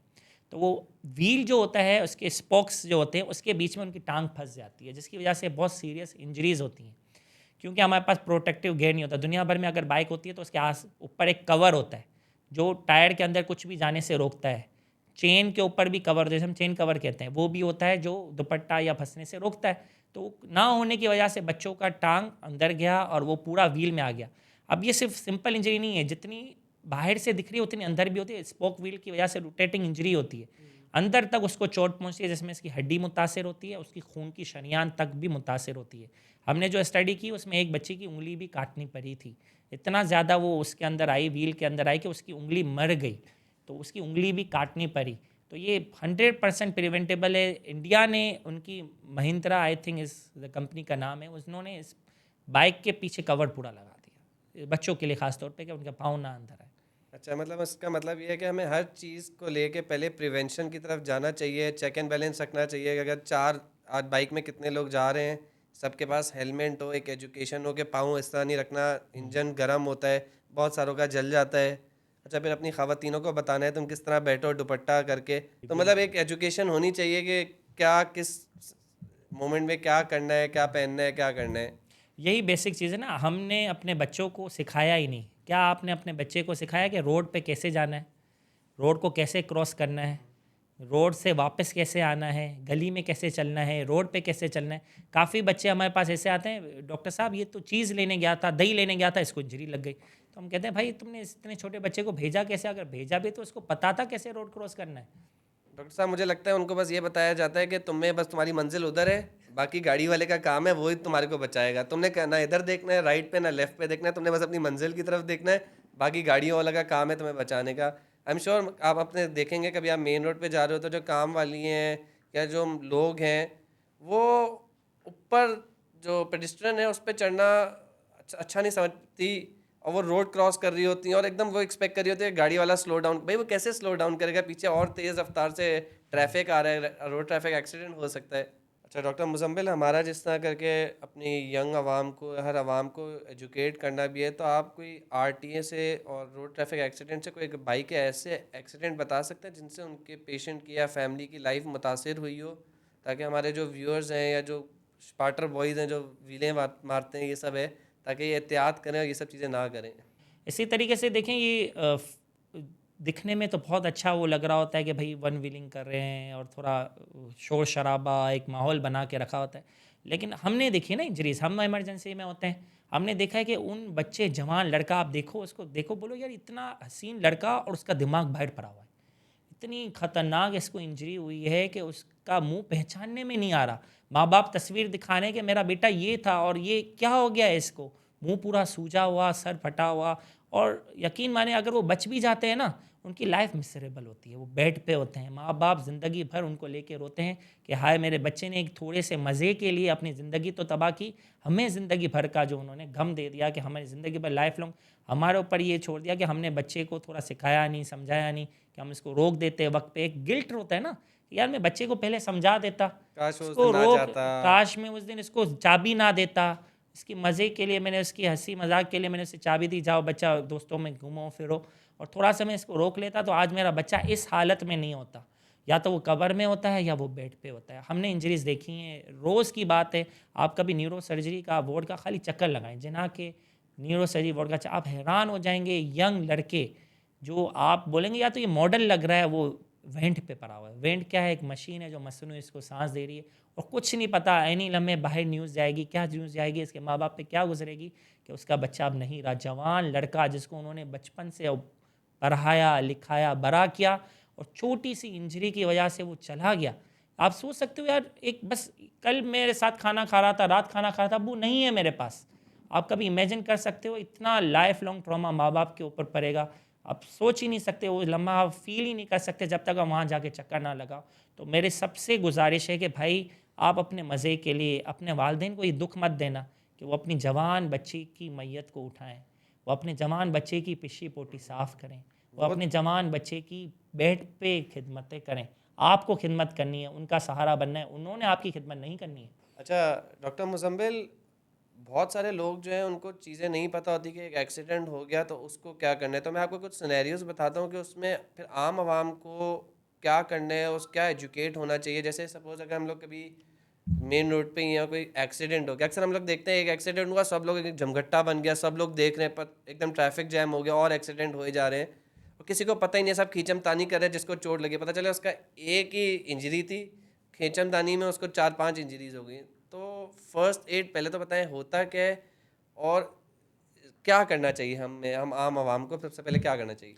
फ़र्स्ट एड जो सिंपल अल्फाज में कहें, इब्तदाई तिबी इमदाद, जो एक ऐसी इमदाद जो किसी भी चोट या ट्रॉमा हम कहते हैं, कोई भी हादसा होने के फ़ौरन बाद दी जाती है। जैसे मैंने पहले ही बताया कि ये फ़र्स्ट एड की ट्रेनिंग तो अमूमन बच्चों को बिल्कुल क्लास 1 से बचपन स्कूल में ही सिखा दी जाती है। चूँकि हमारा करिकुलम इस हिसाब से नहीं बनाया गया तो हमें इन चीज़ों से अवेयरनेस नहीं है। लेकिन बहुत सारी वीडियोज़ ह्यूमन के हमारे पास कोर्स है, FRIP first response initiative Pakistan, जिसके पायनर जो हैं हमारे professor late professor Mohammad Saeed Minaj साहब मेरे सुपरवाइज़र रह चुके हैं। इसके अलावा बहुत सारे कोर्स हमने मिनाज साहब के नाम से ही professor Saeed Minaj first aid course भी डिज़ाइन किया है, वो भी स्कूल में रन कर रहे हैं। हम लोग कोशिश करें इम्प्लीमेंट हो जाए। उसका बेसिक मकसद क्या होता है? बेसिक मकसद सिर्फ एक ही होता है कि आपके घर पे, आपके रोड पे, आपके कहीं भी कोई भी ट्रॉमा हो, आपको कैसे मैनेज करना है। आपने एक सिनेरियो बताया कि एक बंदा गिरा और उसको चोट लगी, लेकिन निकालने में उसको ये हकीकत है। अब फ़र्ज़ करें एक बंदा गिरा, उसको यहाँ पर स्पाइन में छोटा सा फ्रैक्चर हुआ था, हड्डी नहीं थी उस वक्त हड्डी, लेकिन जब उसको निकाल के लाए, एक पेशेंट था, वो कह रहा था कि मैं जब गिरा मेरे हाथ पाँव सही काम कर रहे थे, लेकिन जब मैं हॉस्पिटल आया मैं हाथ पाँव से पैरालाइज हो गया हूँ। क्या हुआ होगा? वो जब गिरा तो इसके यहाँ से फ्रैक्चर आया था, लेकिन उसको ऐसे झटके से उठाया, इसको खींच तान के निकाला, जो फ्रैक्चर हुआ था उसने इसके हराम मगज़ को काट दिया, इसके वो लाइफ लॉन्ग पैरालाइज हो गया, इसके हाथ पाँव गए। तो ये एक बेसिक मतलब ट्रॉमा होता है कि जब भी चोट लगे या गर्दन की चोट लगे, आपको सबसे पहले गर्दन संभालनी है। उसका बेसिक मकसद होता है ABC। ए के साथ होता है सर्वाइकल स्पाइन, आपने सबसे पहले गर्दन को बचाया और इसका आयुर्वेद देखा। भाई जैसे कोई किसी को बड़ी चोट आई, आपने पूछा आप बात कर पा रहे हो, क्या नाम है आपका, आपको बता देगा, तो इसका आपको समझ में आ गया एयरवे ठीक है ना। फिर उससे पूछो कि सांस लेने में तकलीफ तो नहीं हो रही, तो नहीं करा, तो इसका ब्रीदिंग भी इनटेक है। फिर आपने नब्ज़ वगैरह चेक कर ली तो नब्ज़ भी ठीक है। तो ये ABC ऐसे चलता है कि सबसे पहले आपने एयरवे देखा, उसकी सांस चल रही है नहीं है, सर्वाइकल सही स्टेबलाइज है कि नहीं है, फिर ब्रीदिंग सांस ले, तो ये बेसिक कोर्स होता है। बहुत सारी वीडियोस आपको मिल जाएंगी अगर आप अपने बच्चों को सिखाना चाहें, या बेसिक कोर्स हम कराते हैं फ्रीप के through, Saeed Minaj first aid course के थ्रू आप अपने आप को भी ट्रेन कर सकते हैं, बच्चों को भी ट्रेन कर सकते हैं। अच्छा डॉक्टर मुजम्मिल, ऐसा ही होता है कभी कभार अनकॉन्शियस पेशेंट होता है, रोड ट्रैफिक एक्सीडेंट है, लोग पानी पिला रहे हैं, अब वो होश में ही नहीं है तो पानी कैसे पिएगा, उससे उसको एस्पायरे उल्टी आएगी। अच्छा फिर एक्सीडेंट हो गया, लोगों को पता ही नहीं, एक दूसरे से पूछे यार वो एम्बुलेंस बुलाओ, लेकिन उसको पता ही नहीं है कि एम्बुलेंस का नंबर क्या है। तो मतलब कितनी एजुकेशन की हमें ज़रूरत है इस चीज़ में। बिल्कुल, यही बेसिक जो ट्रेनिंग होती है ना, वो बिल्कुल स्कूल या घर से शुरू होती है ना। अब यही है, किसी को मिर्गी का दौरा पड़ा, आपने देखा होगा, वो चप्पल सूंघाने भाग जाते, उस बेचारे को उससे कुछ तकलीफ नहीं हो रही कि चप्पल सूंघ के तो बेहोश हो ही गया होगा। तो इस तरीके से लोग हरकतें करते हैं। लेकिन सबसे पहले आप देखें, कोई भी अगर बेहोश है ना, तो आपने एक ही काम करना है, उसका सांस आ रही है कि नहीं आ रही। अच्छा सबसे पहले आपने सांस पे काम करना है। अगर सांस नहीं आ रही, उसके मुंह में थूक, बलगम, कोई भी चीज़ पड़ी है, उसने आपने साफ़ किया, उसके साइड पे आपने मुंह किया, उसकी सांस को बहाल करना है। पहला काम आपने यही करना है। उसके मुंह में कुछ भी नहीं डालना, पानी का एक कतरा भी नहीं जाना चाहिए, उसकी सांस बहाल करनी है। फिर आपने उसकी नब्ज़ चेक करनी है, उसका सांस की रवानगी चेक करनी है। इससे आपको पता चलेगा पेशेंट किस तरीके से बच सकता है वो। अच्छा डॉक्टर मुजम्मिल, अभी जैसे गर्मियों का मौसम है, हर बंदा अभी पिकनिक के लिए समंदर जाता है, हॉग्स पे। हर बच्चे को एक टास्क दिया हुआ होता है, यार तुमने हट कराना है, तुमने बिरयानी करानी है, देग करानी है, तुमने पेप्सी की बोतलें रखनी है। लेकिन फ़र्स्ट एड का किसी को कुछ नहीं पता होता है कि यार फ़र्स्ट एड की क्या क्या चीज़ें लेके जानी है, खुदा ना खास्ता कुछ हादसा हो गया, उनको उस चीज़ का पता ही नहीं होता। और वाकई ये चीज़ें सीरियस लेने की बात है। अक्सर इंजरी ऐसी होती है कि एक कज़न का बंदा डूबा, उसको हेल्प करने के लिए दूसरा चला गया, तीसरा चला गया, पता चला पूरी फैमिली डूब गई। मतलब उनको कोई एक चीज़ें बताई नहीं भी होती आपस में कि यार इस लिमिट तक रखना है, इतने पानी में जाना है, तुम सब ने नहीं जाना है। एक को टीम लीड बनाया होता है, नहीं तो मतलब आप इसको में बताएं कि बंदे को क्या करना चाहिए सिचुएशंस में। ये बिल्कुल करंट सिनेरियो है। आजकल आपने देखा होगा, एक फैमिली गई, पूरी फैमिली गई, एक को बचाने में दूसरे चले गए। क्यों गए? इनको पता ही नहीं था कि वो खुद भी लौट के आ पाएंगे, अपनी कैपेबिलिटी जानते ही नहीं थे। आपने बिल्कुल सही पॉइंट रेज किया। एक को पता है बिरयानी लेनी है, एक को पता है कोल्ड ड्रिंक उठानी है, एक को पता है कि सारा सामान वेन अरेंज करनी है। किसी को ये नहीं पता कि हम ट्यूब्स भी कुछ ले जाएं, कुछ लाइफ जैकेट्स हम ले जाएं, एक बड़ी रस्सी ले जाएं, कुछ बड़े डंडे। आप रस्सी को, आप डंडे को फंसाओ रेत में और इसको डंडी के साथ आप रस्सी बांध के समंदर में छोड़ दो। अल्लाह ना करे किसी को अगर लहर खींच रही हो, रस्सी पकड़ लेगा भाई। फिर आपको पता ही नहीं है कि आपको बच्चा बचाना कैसे। आप गए बचाने के लिए किसी को, आपने इसको आगे से पकड़ लिया, वो बदले में आपको भी पकड़ लेगा। इसको भी बचाने के रूल होते हैं ना। जब भी आप किसी को स्विमिंग के दौरान कोई डूब रहा है उसको बचाने जाए तो उसको पीछे से होल्ड करें। अगर आप उसको आगे से होल्ड करेंगे वो तो तड़प रहा है, वो तो आपको भी पकड़ लेगा, आपकी भी स्विमिंग गई, आप दोनों साथ ही चले जाओगे। तो ये चीज़ें बेसिक चीज़ें जो आपको पहले से पता होनी चाहिए कि अल्लाह ना करे सूरत हाल हो तो हमें क्या करना है। एक को बचाने गए, पूरी फैमिली चली गई, माँ भी चली गई, भाई बहन भी चले गए, तो एक तो जान जा ही रही थी ना, उसके बदले आपने बाकी जानों को भी ज़ाया कर दिया। अगर आपके पास पूरी तैयारी होती, फॉर एग्जांपल आपका रस्सी होती, एक बंदा रस्सी फेंकता है, रस्सी को पकड़ता, दूसरा उसको बचाने रस्सी पकड़ के जाता, तो इसमें आपके बचने, आपके तो कम से कम बचने के चांस होते। वो तो एक तो डूब ही रहा था ना। तो ये बेसिक चीज़ें होती हैं जो आपको प्री प्लान, हम कहते हैं ना, हमने चेक लिस्ट नहीं बनाई हुई। आप अपनी लाइफ का हर जगह का एक चेक लिस्ट बना लें। आप ऑफिस जा रहे हैं, अपनी चेक लिस्ट बना लें, भाई मुझे ये सामान उठाना है, वापसी में ये सामान लाना है, वरना वाइफ तो घुसने ही नहीं देगी मुझे। तो ये चेक लिस्ट अपनी लाइफ की बना लें, आपकी ज़िंदगी सुकून से गुजरेगी और फैमिली लाइफ भी अच्छी गुजरेगी। डॉक्टर मुजम्मिल, ऐसे फैक्ट्री के भी बड़े केसेस होते हैं, किसी ने धोती पहनी हुई है, खुले शलवार कमीज पहने हुए हैं, हवा से एकदम मशीन में कपड़ा गया और पूरा ही अंदर चला गया, हाथ चला गया, पाँव चला गया, मतलब उसमें उनको क्या करना चाहिए। बिल्कुल, ये बिल्कुल कॉमन सिनेरियो है। देखें, हमारे पास लेबर की वैसे ही जो शॉर्टेज है, स्किल्ड लेबर हम कहें ना, लेबर तो है बहुत, स्किल्ड लेबर की कमी है। अब उन बेचारों को पता ही नहीं है कि भाई एक ऊंची बिल्डिंग पे वो काम कर रहा है तो उसको कपड़े कैसे पहनने हैं। इसी तरीके से एक जैसे ज़लज़ला आया था, उस वक्त लोग जा रहे थे ज़लज़ला ज़दगान की मदद के लिए। जब एयरपोर्ट पे लोग जमा हुए तो कोरिया वाले लोगों के पास गर्म कपड़े भी थे, सारी चीज़ें इक्विपमेंट थे। जो मदद करने जा रहे थे वो सारे इक्विप थे, लेकिन जो पाकिस्तानी जा रहे थे ना, वो शलवार कमीज़ में जा रहे थे, किसी के हाथ में गठरी थी, कोई तैयारी से नहीं जा रहा था।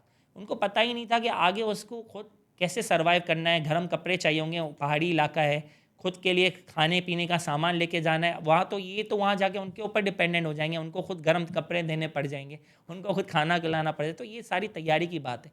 इसी तरह अगर आप ऑक्यूपेशनल ट्रॉमा जो हम देखते हैं, तो आपने बिल्कुल सही बात की, ढीले कपड़े पहने हुए थे, वो गया, मशीन तो चलती है ना, वो थोड़ी रुक सकती है, उसका मेन स्विच तो बहुत दूर होता है ना, उस स्विच के अंदर वो उसकी धोती फंसी, वो पूरा उसकी पाँव चला गया, पूरे इसके अज्जा चले गए, वो क्रश हो गए।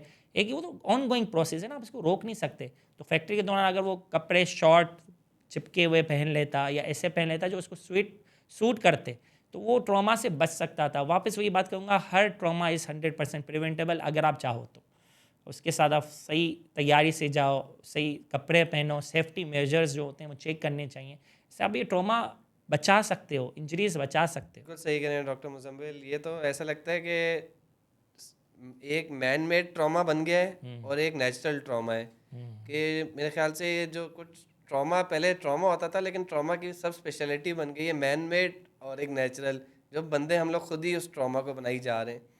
अच्छा डॉक्टर मुजम्मिल, पुराने ज़मानों में जैसे ऐसा होता था कि अगर कोई गटर में घुस रहा है या गांव में होता था जैसे ट्यूबवेल या उसमें, तो एक जब बंदा घुस रहा है तो वो लोग अक्सर क्या करते थे कि लालटेन डालते थे देखने के लिए, अंदर तक डालते थे कि यार अंदर कोई जहरीली कोई चीज़ तो नहीं है, कि ऑक्सीजन फ्लो है।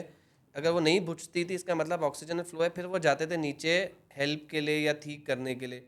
लेकिन आजकल लोगों को ये एजुकेशन नहीं है, अक्सर कभी गटर वटर में किसी को जाना होता है कुछ है, वो पहले देखते ही नहीं है कि यार अंदर ऑक्सीजन फ्लो तो नहीं है, कोई ऐसी जहरीली बदबू तो नहीं है, या कोई गैस तो नहीं है, कोई नुकसान तो नहीं है। वो अंदर चले जाते हैं और बगैर प्रिकॉशंस के जाते हैं, ना रस्सी बांधी है ना, एक जाता है वो उधर फंस जाता है, ऑक्सीजन नहीं मिलता, दूसरा उसको बचाने जाता है, दूसरा भी चले, तो सब में क्या करना चाहिए?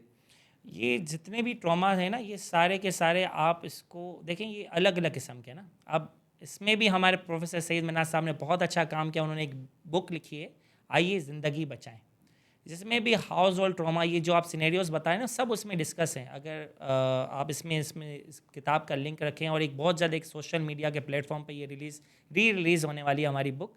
तो ये बहुत अच्छी बुक है। ये मैं कहूँगा कि आप इसको स्कूल लेवल पे या होम हाउस लेवल पे आप इसको पढ़ें। इसमें बहुत सारे ट्रॉमा, आप जैसे ये वाला आपने सिनेरियो रखा, अक्सर आपने न्यूज़ में देखा होगा, टैंकी साफ़ करने गए मज़दूर, पाँचों के पाँच चले गए। इसी तरह कुएं में गए सफाई के लिए, पाँचों के पाँचों, छः के छः चले गए। तो बिल्कुल अच्छी आसान सी ट्रिक क्या थी कि आप खाली मोमबत्ती जलती हुई अंदर डालते, अगर ऑक्सीजन होगी तो जलती रहेगी, नहीं होगी तो बुझ जाएगी। यानी हम भी तो ऑक्सीजन पे चल रहे हैं ना, अगर मैं भी अंदर गया तो मैं भी बुझ जाऊंगा। तो ये अगर वो पहले देख के उतरते, फुल इक्विपमेंट के साथ उतरते, रस्सी बंधी हुई होती, रस्सी के ऊपर घंटी होती, मैं खींचता, घंटी बजती, मुझे कुछ भी होता मैं हिलाता, ऊपर घंटी बजती, मुझे खींच लेते, इस तैयारी से जाते, तो एक भी बंदे को इंजरी हो सकती थी? आप बताएं, नहीं हो सकती थी। इस सारा का सारा प्रिवेंटेबल ट्रॉमा है। तो इसके लिए मैं रिकमेंड करूँगा आप ये बुक ज़रूर पढ़ें, घर पे भी रखें और अपने स्कूल लेवल पे भी इसको ले जाएं।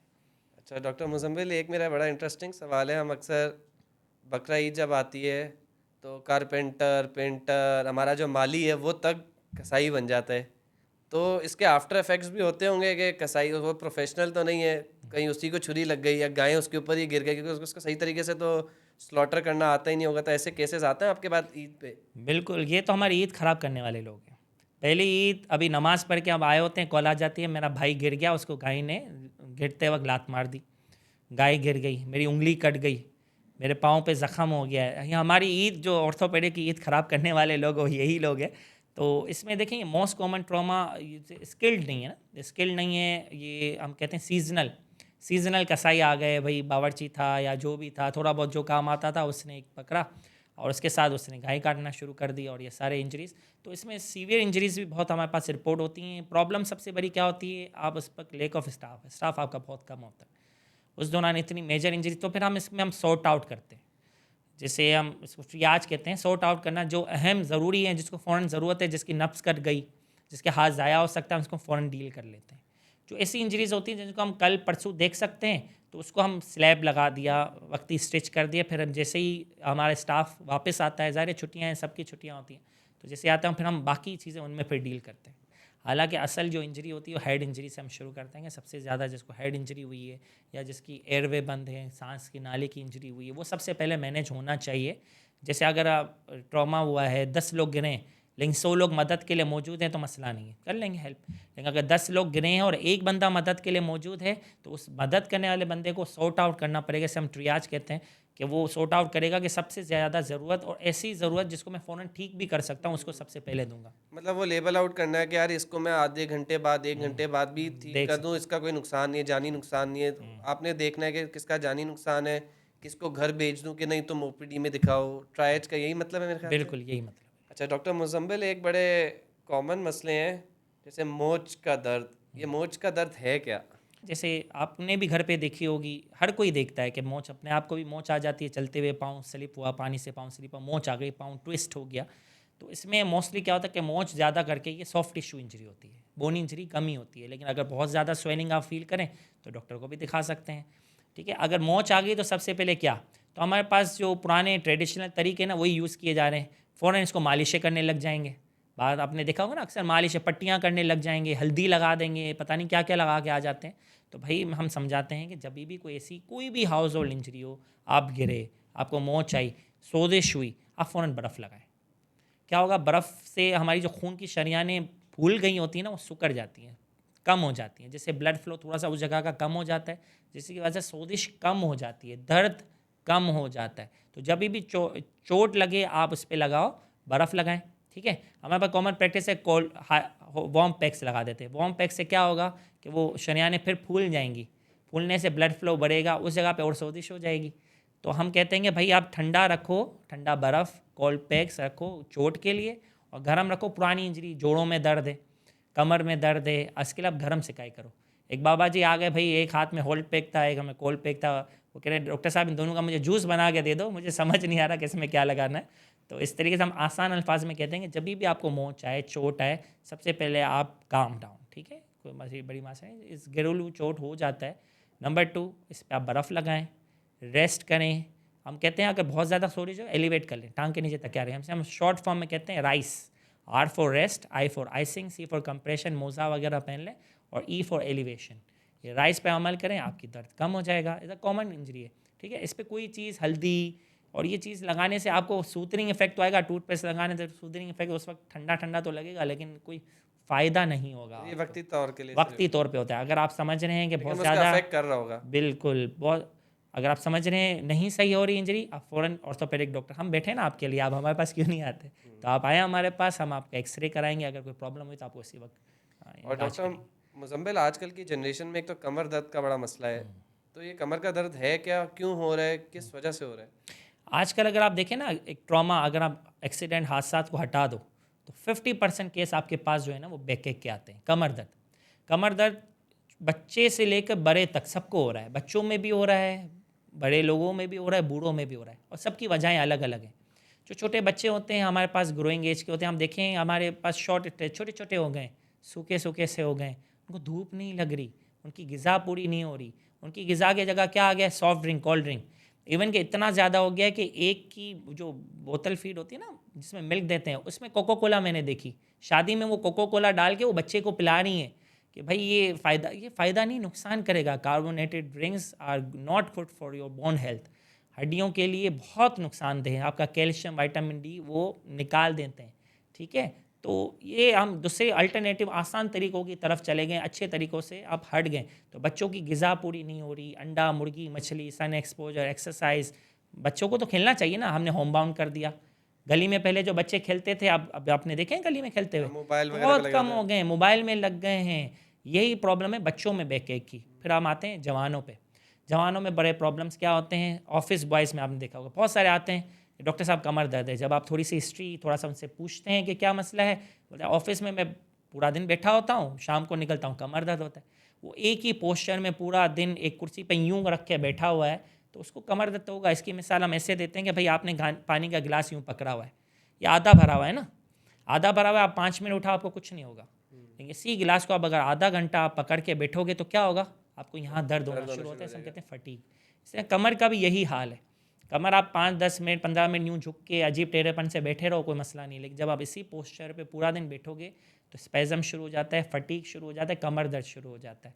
सबसे बड़ा रोल जो है कमर दर्द में वो पोस्चर है। अपना पोस्चर सही करें। आजकल बहुत अच्छे सीट कंफर्टर्स आ गए, हम तो मॉल्स में भी मिलना शुरू हो गए हैं, सुपर स्टोर्स में मिलना शुरू हो गए हैं। सीट कंफर्टर यूज़ करें, वो आपकी कर्व को अच्छा रखेगा, उस पर टिका के बैठें। और अच्छी बात यह है कि आप 10-15 मिनट का हर 2 घंटे बाद ब्रेक लें, घंटे 2 घंटे बाद ब्रेक लें। नंबर 2 जो जवानों में मसला आ रहा है वो बाइक का है। अब जैसे मैंने बात की, रोड कम रह गए, खड्डे ज़्यादा रह गए ना, खड्डों पे छोटे से रोड हैं, उस पर आपने चलाना है तो उसमें झटके आते हैं, तो आप स्लो बाइक चलाएं, साइड पे चलाएं, झटके ज़्यादा ना आए। वो उसकी वजह से आपको बैक एक जो बाइकर्स में ना वो हमारे पास बहुत ज़्यादा आ रहे हैं।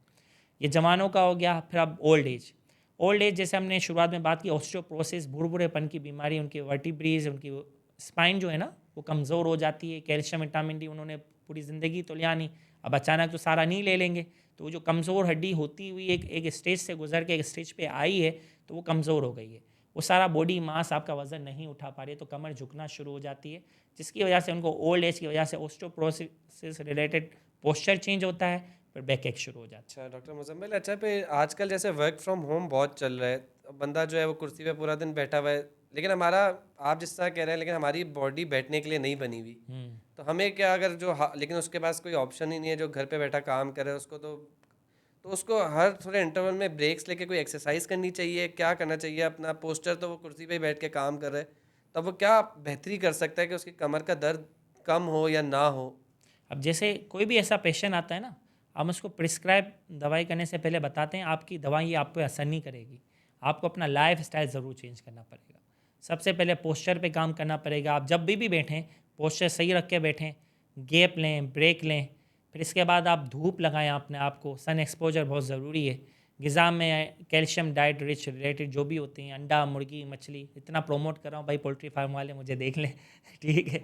अंडा, मुर्गी, मछली ज़्यादा खाएं, ये इन चीज़ों का ज़्यादा इस्तेमाल ज़्यादा करें। फिर इसके बाद बीच बीच में बहुत अच्छी बात की एक्सरसाइज बहुत ज़रूरी है। हमारी बॉडी बैठने के लिए नहीं बनी। आप जितने भी पुराने दौर देखें, सब हमारे काम बॉडी काम करने मजदूरी के लिए बनी। आपको कोई ना कोई वर्क करना पड़ेगा। जिम ज्वाइन कर सकते हैं, बहुत अच्छी बात है, उसमें आप एक्सरसाइज ऐसे ही हो जाएंगी। अगर आप नहीं कर सकते, 2-4 एक्सरसाइज आप नेट पे देख सकते हैं, जिसमें ब्रिज बहुत अच्छी एक्सरसाइज है, SLR बहुत अच्छी एक्सरसाइज है। आप घर बैठे यूट्यूब पे देखें, कोई भी चैनल्स पे देख के आप सीख सकते हैं, खुद कर सकते हैं। बहुत ईजी एक्सरसाइज होती हैं। आप बीच में ब्रेक लें, 2 एक्सरसाइज की, फिर काम पे बैठ गए। अपना हाइड्रेशन बहुत ज़्यादा ज़रूरी है। अभी आपने कराची का मौसम देखा है, कितनी गर्मी, पसीना, उसमें आपका कैल्शियम तक भी लॉस हो जाता है। स्वेट ग्लैंड कैल्शियम भी जिस्म से निकाल देते हैं। तो आपको कैल्शियम इंटेक, और पानी, सिर्फ पानी नहीं, ORS वाला पानी हम कहते हैं, नमकियात वाला पानी हम कहते हैं, वो आप इस्तेमाल करें। पानी का इस्तेमाल ज़रूर करें। डिहाइड्रेशन से भी आपके स्पेज़म, जो गोश्त की जकड़ है ना, वो ज़्यादा हो जाती है। तो पानी का इस्तेमाल, पोस्चर अच्छा, ये सब आपको अच्छी, फिर हम इसको मेडिसिन प्रिस्क्राइब करते हैं।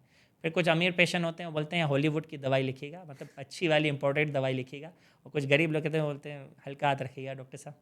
अच्छा, आपका इससे एक मेरे को एक बात याद आ गई। आई गेस बेहोशी में जो जनरल एनेस्थीसिया को लोकल कहते हैं, तो मैं एक दफ़ा, मेरे साथ एक ऑर्थोपेडिक प्रोफेसर बैठे हुए थे, डॉक्टर सईद मिनासी। तो वो अपने पेशेंट को समझा रहे थे कि यार तुम्हारा ऑपरेशन होगा, लोकल में किया जाएगा। तो वो पेशेंट बोलता है कि नहीं नहीं, हम पैसे का फ़िक्र नहीं करो, तुम हमारा इंटरनेशनल ऑपरेशन करो, लोकल। तो उनको उन्होंने समझाया नहीं, लोकल का मतलब होता है जनरल एनेस्थीसिया जो होता है उसको लोकल कहा जाता है। एक लोकल एनेस्थीसिया हम यूज़ करते हैं, एक टर्म होती है जो हम लोकल, एक जैसे मुझे उंगली का ऑपरेशन करना है, तो हम यहाँ पर हम लोकली इसको इन्फ्लेट करके इसको सुन कर देते हैं। तो बात होगा लोकल वर्ड लोग लोकल में ही ले लेते हैं कि बिल्कुल लोकल है, हल्का है, तो इसलिए वो इस तरफ वो उनका ध्यान खींचा होगा कि यार ये लोकल मुझे नहीं लगाना। इसी तरीके से हम सूचर हमारे यूज़ होते हैं, जब टाँके हम कहते हैं, तो इसमें एक टाँके का नंबर है 2.0। तो मैंने कहा कि 2 नंबर का टाँका देना, उसने कहा नहीं डॉक्टर साहब 2 नंबर नहीं लगाइएगा, मैं पैसे देने को तैयार हूँ, आप 1 नंबर चीज़ यूज़ करो। तो इस तरीके से भी होता है कि हम लोकल जो लोग परसीव करते हैं वही समझते हैं। अच्छा डॉक्टर मुजम्मिल, एक और एक कॉमन चीज़ है वो फ्रोज़न शोल्डर है। तो उसको, फ्रोज़न शोल्डर को हम प्रिवेंट कैसे कर सकते हैं, और इसका क्योर क्या है फ्रोज़न शोल्डर का, और होता क्यों है, और इसकी एक्सरसाइजेस क्या हैं? देखिए, फ्रोज़न शोल्डर जो कि आजकल हमारे एक कुछ ऐसी एक्टिविटीज़ हैं जो लिमिट हो गई हैं ना, जैसे हम हाथ का इस्तेमाल यूँ करें, लेकिन आप हाथ का यूँ इस्तेमाल कितने टाइम करते हैं? बहुत कम टाइम करते हैं। हाथ, जैसे बाल बनाने के अलावा आप हाथ यूँ कम इस्तेमाल करते हैं ना, जैसे हमारी स्पोर्ट्स एक्टिविटी इतनी नहीं है, तो हमारे जोड़ एक मूवमेंट में तो अच्छा काम कर रहा है, लेकिन बाकी मूवमेंट्स जो इसकी होती हैं वो कम लिमिटेड हो गई हैं। फिर साथ साथ कुछ ऐसी बीमारियां जैसे शुगर, फ्रोजन शोल्डर शुगर वालों में बहुत ज़्यादा तेज़ी से फैलता है और without any cause. Number 2, trauma, कोई चोट लगी, इसकी वजह से जोड़ आपका मुतासिर हुआ, तो अंदर ही अंदर फ्यूज़ होना शुरू हो जाता है और ultimately leads to a frozen shoulder, पूरा जाम हो गया। फ्रोजन शोल्डर एक टाइम में जब आपका जोड़ मुकम्मल जाम हो चुका है, उसको उससे पहले ही आपने रोकना है। आप देखें आपकी कुछ रेंज ऑफ मोशन रिस्ट्रिक्ट हो गई हैं, मेरा हाथ पीछे जाके यूँ नहीं जा रहा है, या मेरा हाथ मेरे सर के ऊपर से नहीं जा रहा है, तो आप समझ जाएं आप फ्रोजन शोल्डर की तरफ जा चुके हैं या जा रहे हैं। तो इसको आपको अर्ली ही प्रिवेंट करना पड़ेगा। ठीक है, बहुत सारे पेशेंट आते हैं, डॉक्टर साहब मैं वैसे तो ठीक रहती हूँ, लेकिन मैं जब अपने पराडों की खिड़की पे हाथ रखती हूँ मुझसे हाथ नहीं उठता है। तो इस तरीके से भी पेशेंट आपके पास प्रेजेंट करते हैं। तो इसमें आप इसको कहें कि आप अपनी कुछ एक्सरसाइज जो लिमिट है उसको बढ़ाएं। जैसे आपकी अपर हेड की एक्सरसाइज नहीं है, तो आप हाथ में आधा किलो का वजन से शुरू करें और समझे बीच वाले बाल आप कंघी करिए, ऐसे करते हुए पीछे जाएं। शुरुआत में तो बहुत प्रॉब्लम होगी, पेन होगा, रिस्ट्रिक्ट होगा, लेकिन आहिस्ता आहिस्ता वो सॉर्ट आउट हो जाएगा। दूसरा, आप दीवार पे उंगलियां चला के, सीढ़ी चला के चला सकते हैं। जो ऐसी एक्सरसाइज जो कम होती हैं आप उसको बढ़ाएं, तो ये प्रिवेंट भी आप कर सकते हैं। एक जब डिजीज़ प्रोग्रेस हो गई, पूरा लिमिट हो गया, तो फिर प्रॉब्लम हो जाती है, फिर आपके बस की बात नहीं रहती। फिर इसमें आपको प्रॉपर फिजियोथेरेपी के सेशंस कराने होते हैं। मैं नहीं, किताब कह रही है कि 2 मंथ भी लग जाते हैं पूरा शोल्डर ओपन होने में। अगर फिर भी नहीं खुला तो और भी तरीके हमारे पास, आप आएँ हमारे पास ऑर्थोपेडिक क्लिनिक, तो हम आपको बताएंगे, जिसमें इंजेक्शन तरीके भी होते हैं, हम इसको बेहोश करके चला देते हैं, बहुत सारे तरीके से होते हैं। अच्छा डॉक्टर मुजम्मिल, एक हमने अक्सर सुना होगा कि हम काफ़ी देर बैठे हुए होते हैं, फिर अगला बंदा कोई बोला होता है यार मेरा पाँव सो गया है। तो ये पाँव सोना, या काफ़ी देर हाथ रखा है, बोलता है यार मेरा हाथ सो गया यार, उठ नहीं रहा है, तो ये क्या है, ये वाकई सो जाता है, क्या सीन है इसका? नहीं, ये जो द कॉमन टर्म जो पेशेंट यूज़ करता है ना, कि आजकल बहुत पेशेंट इसके भी आ रहे हैं कि वो मेरा पाँव सुन हो गया है, मुझसे फील नहीं हो रहा, ठीक है, मेरा मेरे पाँव से राब्ता मुंतक़े हो गया है, इस तरीके से टर्म पेशेंट यूज़ करते हैं। तो वो असल में बेसिकली क्या होता है कि स्पेज़म हुआ, आपकी कमर में जकड़न हुई, वहाँ से हमारी नर्व्स का इखराज होता है। नर्व्स जहाँ भी जाती हैं मसल्स के बीच से जाती हैं। अब मसल ने उसको जकड़ लिया तो वो नर्व्स ब्लॉक हो जाती हैं, थोड़ी देर के लिए सुन्न हो जाती हैं, या एक ही पोस्चर पे आप बैठे हो तो उसका ब्लड फ्लो कम हो जाता है, जिसकी वजह से नर्व थोड़ी देर के लिए सुन्न हो जाती है। जैसे आप पोस्चर चेंज करते हो, थोड़ा सा पाँव झटका देते हो, ब्लड फ्लो बढ़ाते हो, तो वो वापस नॉर्मलाइज हो जाता है। ये निशानियाँ हैं। निशानियाँ क्या है कि आपके अंदर कोई चीज़ ठीक नहीं है, वो आपको ठीक करना है। आइदर आपका मसला आपकी कमर में है, रीढ़ की हड्डियों में है, आइदर आपका मसला आपकी कैल्शियम इंटेक में है, विटामिन डी इंटेक में, कैल्शियम की कमी में भी पाँव हो जाते हैं, या आपका ब्लड फ्लो में मसला है। अगर आपको ऐसी कोई भी सिम्टम्स आ रहे हैं, आप कंसल्ट करें, आप अपने आप को ठीक करें, अपना पोस्चर, डेली रूटीन ठीक करें, तो इंशाल्लाह ठीक हो जाएंगे। अच्छा डॉक्टर मुजम्मिल, हमने अक्सर देखा है कि फैमिलीज़ में भी देखा है कि अगर आपको कोई चोट वगैरह लगती है, दो किस्म के लोग होते हैं। एक है चोट लगी है, छोटी छोटी बात पे चोट लगती है फ़ौरन चले जाते हैं टेटनस का इंजेक्शन लगाने। और एक ऐसा है कि उनका खून निकल रहा है, कहीं से भी चोट लग गई, कील से लग गया, कहीं भी लग गया, लेकिन हॉस्पिटल नहीं जाएंगे कि नहीं यार मर्द बनो यार, इससे कुछ फ़र्क नहीं पड़ता, कुछ नहीं होता। तो टेटनस है क्या? कब जाना है टीका लगवाने, कब नहीं जाना? हर छोटी छोटी चोट के बाद जाना है टेटनस लगवाना है, या क्या है इसका? देखिए, टेटनस पहले समझे बीमारी क्या है। टेटनस एक ऐसी बीमारी है कि एक जरासीम जो आपके ज़ख्म से अंदर गया और उसने एक टॉक्सिन ऐसा प्रोड्यूस किया, बनाया, जिसकी वजह से आपकी जान भी जा सकती है। ठीक है। अब वो जरासीम कहाँ होता है? वो जैसे जो हमारे कैटल्स होते हैं, घोड़ा, गधे, जो गधा गाड़ियाँ चलती हैं, उनके फीसिस में ये होता है मोस्टली। अगर आपको कोई भी रोड ट्रैफिक एक्सीडेंट हुआ है जिसमें आपको ज़ख्म आया है और आपको लग रहा है कि कंटामिनेट हुआ है, रगड़ आई है फॉर एग्जांपल, तो वो एक ज़रिया है, वो एक दरवाज़ा है जहाँ से वो जरासीम आपके जिस्म में जा सकता है और वहाँ से वो टॉक्सिन प्रोड्यूस करके आपकी जान ले सकता है। तो tetanus is a life saving, life मतलब ज़िंदगी को लेने वाली बीमारी है। तो इसके लिए आपको लाइफ सेविंग टेटनस टॉक्साइड लगाना ज़रूरी होता है। ये टेटनस टॉक्साइड क्या होता है? उसका एंटीडोट समझे आप। एंटीडोट सही होता सही। है, आपने लगा लिया, उससे आप उस अगर टॉक्सिन प्रोड्यूस भी हुए तो आपको असर नहीं करेंगे। अब ये होता है कि आज चोट लगी, कल फिर लग गई, फिर लगाऊं क्या? तो ऐसा नहीं होता। एक टेटनस टॉक्साइड का असर ऑलमोस्ट 6 मंथ तक रहता है। अगर आपने पैदाइशी टीके लगवाए हैं प्रॉपर, जो अभी टेटनस टॉक्साइड उसमें ऐड होता है बच्चों में जो लगते हैं, अगर आपने प्रॉपर तरीके से लगवाए हैं तो आपको 13 साल तक टेटनस लगाने की ज़रूरत नहीं होती। इसी तरह हमल के दौरान ख़वातीन को भी लगाए जाते हैं। इस तरह हमल होने के बाद भी उनको अगर वो प्रॉपर डोजेज ले लें तो अगले हमल में भी उनको टेटनस लगाने की ज़रूरत नहीं पड़ती। अब इतनी टेक्नोलॉजी एडवांस हो चुकी है।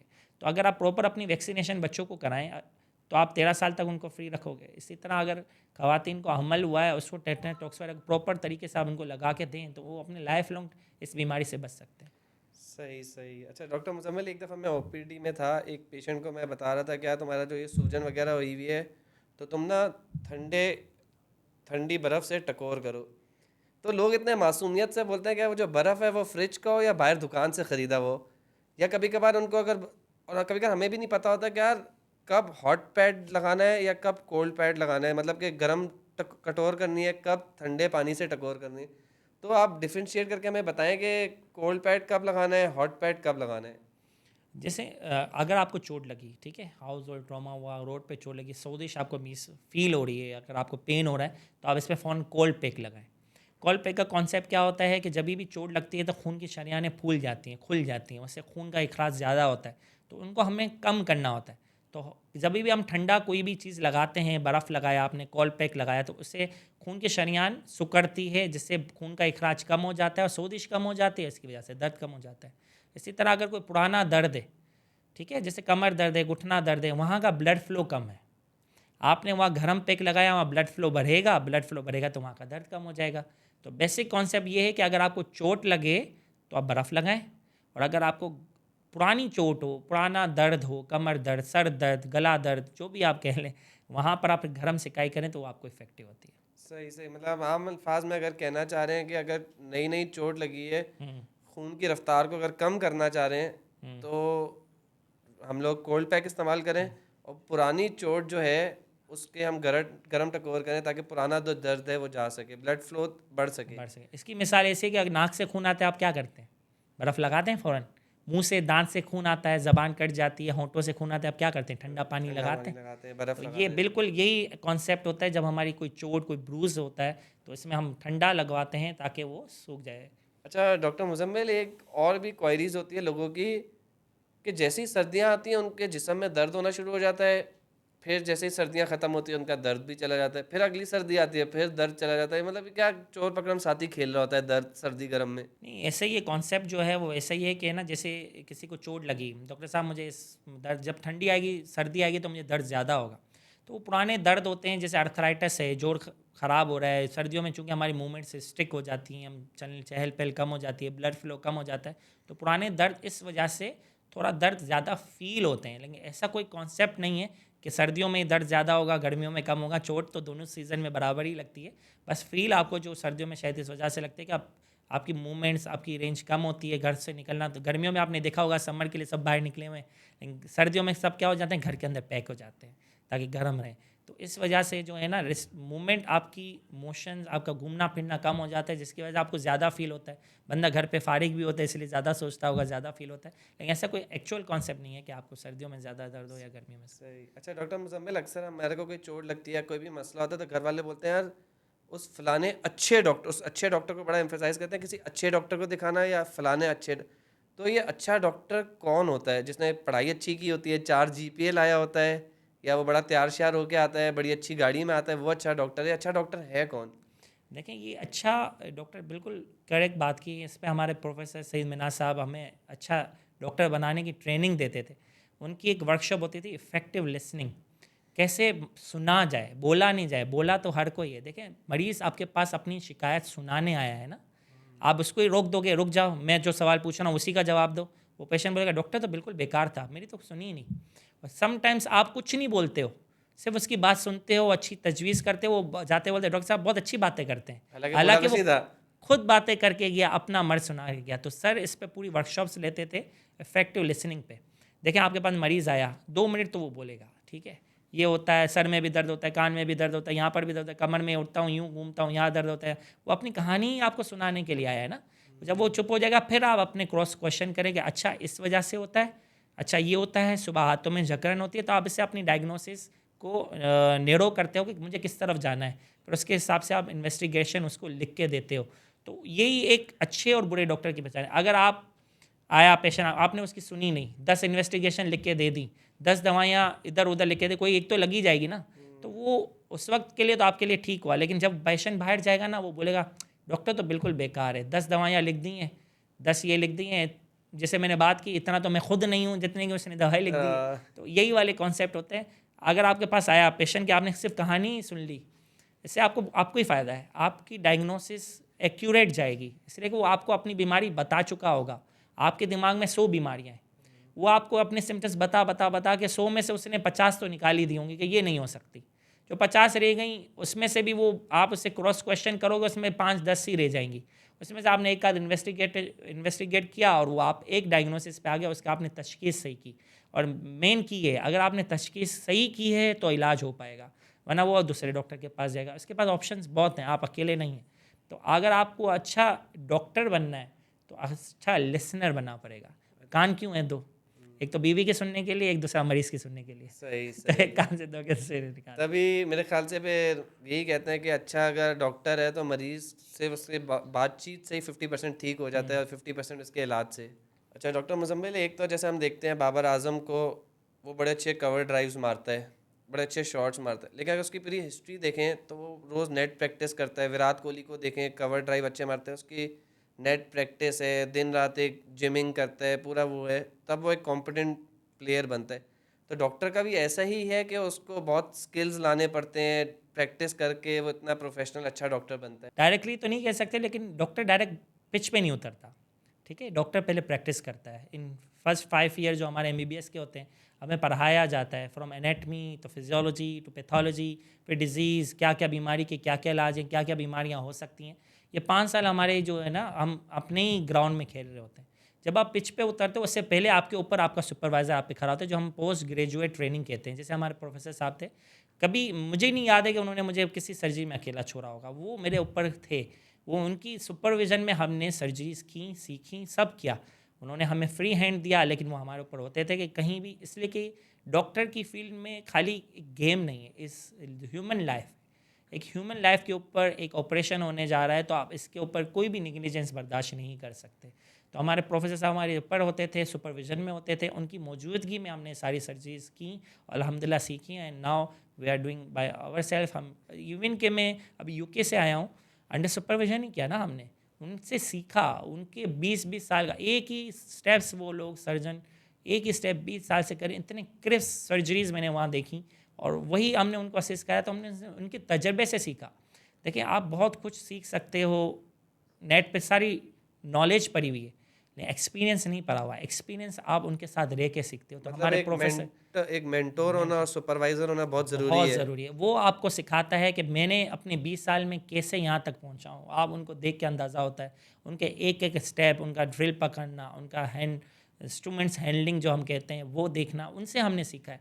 तो एक उनको एक टाइम लगा, उन्होंने अपना 20 साल का निचोड़ हमें दिया है। तो अल्हम्दुलिल्लाह we are capable doing everything. अल्हम्दुलिल्लाह तकरीबन ऑलमोस्ट सर्जरीज हम करते हैं इन अवर सेटअप, प्राइवेट हो गवर्नमेंट हो। तो यही होता है कि उन्हीं की मेहरबानी है ना, उन्होंने ही हमें सिखाया है। तो अल्हम्दुलिल्लाह अभी हम पिच पे अकेले ही उतरते हैं और अच्छा खेल लेते हैं। लेकिन देखें, कोई भी सर्जरी कॉम्प्लिकेशंस के बगैर नहीं हो सकती। कोई भी 100% नहीं कह सकता मैं ये सर्जरी करूँगा 100% आ जाऊँगा। हाँ, ये देयर आर कॉम्प्लिकेशंस, लेकिन हमारे प्रोफेसर साहब ने हमें इस तरीके से ट्रेन किया कि अल्हम्दुलिल्लाह कॉम्प्लिकेशंस रेट काफ़ी हद तक कम है। अच्छा डॉक्टर मुजम्मिल, एक मेरा सवाल है कि आपके पास जब पेशेंट्स आते होंगे तो आप पेशेंट्स को क्या मैसेज देना चाहते हैं कि आपका और उनका आपस का इंटरेक्शन बहुत अच्छा हो, और वो जब आपके पास आए हर चीज़ सही तरीके से समझ सकें कि आप उनको क्या बोलना चाह रहे हैं, वो आपको क्या बोल रहे हैं। तो आप क्या एक्सपेक्ट करते हैं और डॉक्टर क्या एक्सपेक्ट करता है कि पेशेंट किन किन चीज़ों के साथ आया करे, किस तैयारी के साथ आया करे? बिल्कुल, हर पेशेंट जो आता है ना, उसके साथ ही हमारे दिल पे आ जाता है कि ये पेशेंट कैसा है, ये पेशेंट कैसा है। पेशेंट अच्छा वो है जिसका अपना डेटा, बाज़ औक़ात हमारे पास पेशेंट आता है, भाई एक्सरे कहाँ है, वो तो घर पे। अच्छा, पहले कहाँ दिखाया था, ट्रॉमा में दिखाया था, वो पर्चा कहाँ है, वो तो भाई ले गया। ये पर यानी आपके पास कोरा कागज़ आ जाता है, डॉक्टर वो समझते हैं कि डॉक्टर बैठेगा, देख के बोल देगा ये बीमारी है। ऐसा तो मुमकिन नहीं है ना। You have to go for something, हमें कुछ चेक करना पड़ेगा, कुछ इन्वेस्टिगेशन चेक करनी पड़ेगी। अगर आपने कराई हुई हैं तो हमारे लिए ईजी हो जाएगा ना। मैं आपको नए सिरे से सारी इन्वेस्टिगेशन कराऊँ, आपका भी खर्चा होगा, मुझे भी, मेरा भी टाइम जाएगा कि आपको फिर वापस बुलाना है, फिर एक डायग्नोसिस पे पहुँचेंगे, फिर हम आपका ट्रीटमेंट शुरू करेंगे। तो अच्छा पेशेंट वो है जो अपना डेटा कंपाइल करके आए। बाज़ों का ले आ जाते हैं पूरे बरसों पुराना, ये मेरी जब बच्चा पैदा हुआ था तब का भी डेटा, तो इतना पुराना डेटा भी हमें नहीं चाहिए होता। उसके लिए एक थोड़ी बहुत हिस्ट्री काफ़ी होती है। लेकिन ये है कि आपने जो रिसेंट अपना इलाज करवाया है, डेट वाइज अगर कंपाइल्ड हो तो आपके लिए भी ईजी है, डॉक्टर के लिए भी ईजी है, और आपका रिकॉर्ड मेंटेन रहेगा। बाज़ों का ऐसे पेशेंट होते हैं, MRI को रख दिया गाड़ी में आगे शीशे के पास, वो तो पिघल जाएगा, वो ख़राब हो जाएगा। या मोड़ के रख दिया एक्सरे का, वो तो निशान आ गया, मैं एक्सरे कहाँ ढूंढूँ, एक्सरे में फ्रैक्चर कहाँ ढूंढूँ। तो इस तरीके से भी होता है कि अपनी आपकी खुद की इन्वेस्टिगेशन है, आप इसको प्रॉपर तरीके से सेट करके रखें। दूसरा ये होता है कि पेशेंट ज़रूरी, बहुत गैर ज़रूरी अटेंडेंट को साथ ले आते हैं। जैसे बच्चे ले आए, अब वो बच्चे पैं पैं रो रहे हैं आपके OPD रूम में, और आप मरीज़ से पूछ रहे हो, पूछ ही नहीं पा रहे हो क्या मसला है क्या नहीं, वो बच्चा उससे चिपक रहा है। तो इस तरीके से प्रॉब्लम्स होती हैं। तो आप देखें, अपने मरीज़ की तशख़ीस के लिए, मर्ज़ की तशख़ीस के लिए आएँ, इसका इलाज करने आएँ। तो एक तो बहुत सारे बाज़ औक़ात हम रूम में घुसे, किसी पेशेंट को देखने, पूरा घर मौजूद है, तो हम मजाकन पूछ लेते हैं, भाई घर पे कोई रह तो नहीं गया, आजकल चोरियाँ बहुत हो रही हैं। तो पूरी फैमिली वहाँ मौजूद होती है और एक मरीज़ होता है उसके लिए, अभी हुआ है। और इसी तरीके तो पेशेंट, अच्छा पेशेंट वो है जो अपना डेटा मेंटेन करके आए, उसके सवाल उसके पास पहले से मौजूद हो। वो भूल जाते हैं बेचारे, बाहर निकल के वापस आते हैं, डॉक्टर साहब वो तो मैं पूछना भूल गया। हम कहते हैं कि ये आपने दूध के साथ लेनी है, दूध ठंडा हो के गर्म हो, बाद में आके पूछ रहे हैं, पानी ठंडा हो के गर्म हो। फिर बाहर जाते हैं, वापस डॉक्टर साहब आपने परहेज़ तो बताया ही नहीं। भाई वो आपका काम था ना, आप अपने सवाल लिख के आ जाते कि भाई मुझे ये डॉक्टर से पूछना है। इससे आपका भी टाइम बचेगा, हमारा भी टाइम बचेगा। आप घर पहुँचे, आपको याद आ रहा है ये तो पूछा ही नहीं डॉक्टर से, अब वापस कब जाना होगा। तो एक अच्छा पेशेंट वो है जो पहले से अपना केस प्रिपेयर करके आए, अपना डेटा लेके आए, अपने सवाल लिख के आए, और अगर कोई इसको ऐसी चीज़ पूछनी है तो वो भी अपने साथ लेके आए कि मैं इससे ये चीज़ें क्लियर करूँगा। डॉक्टर मुजम्मिल, आप इतनी इंटरेस्टिंग पर्सनालिटी हैं कि हम कब इख्तिताम पे पहुंच गए हमें पता ही नहीं चला।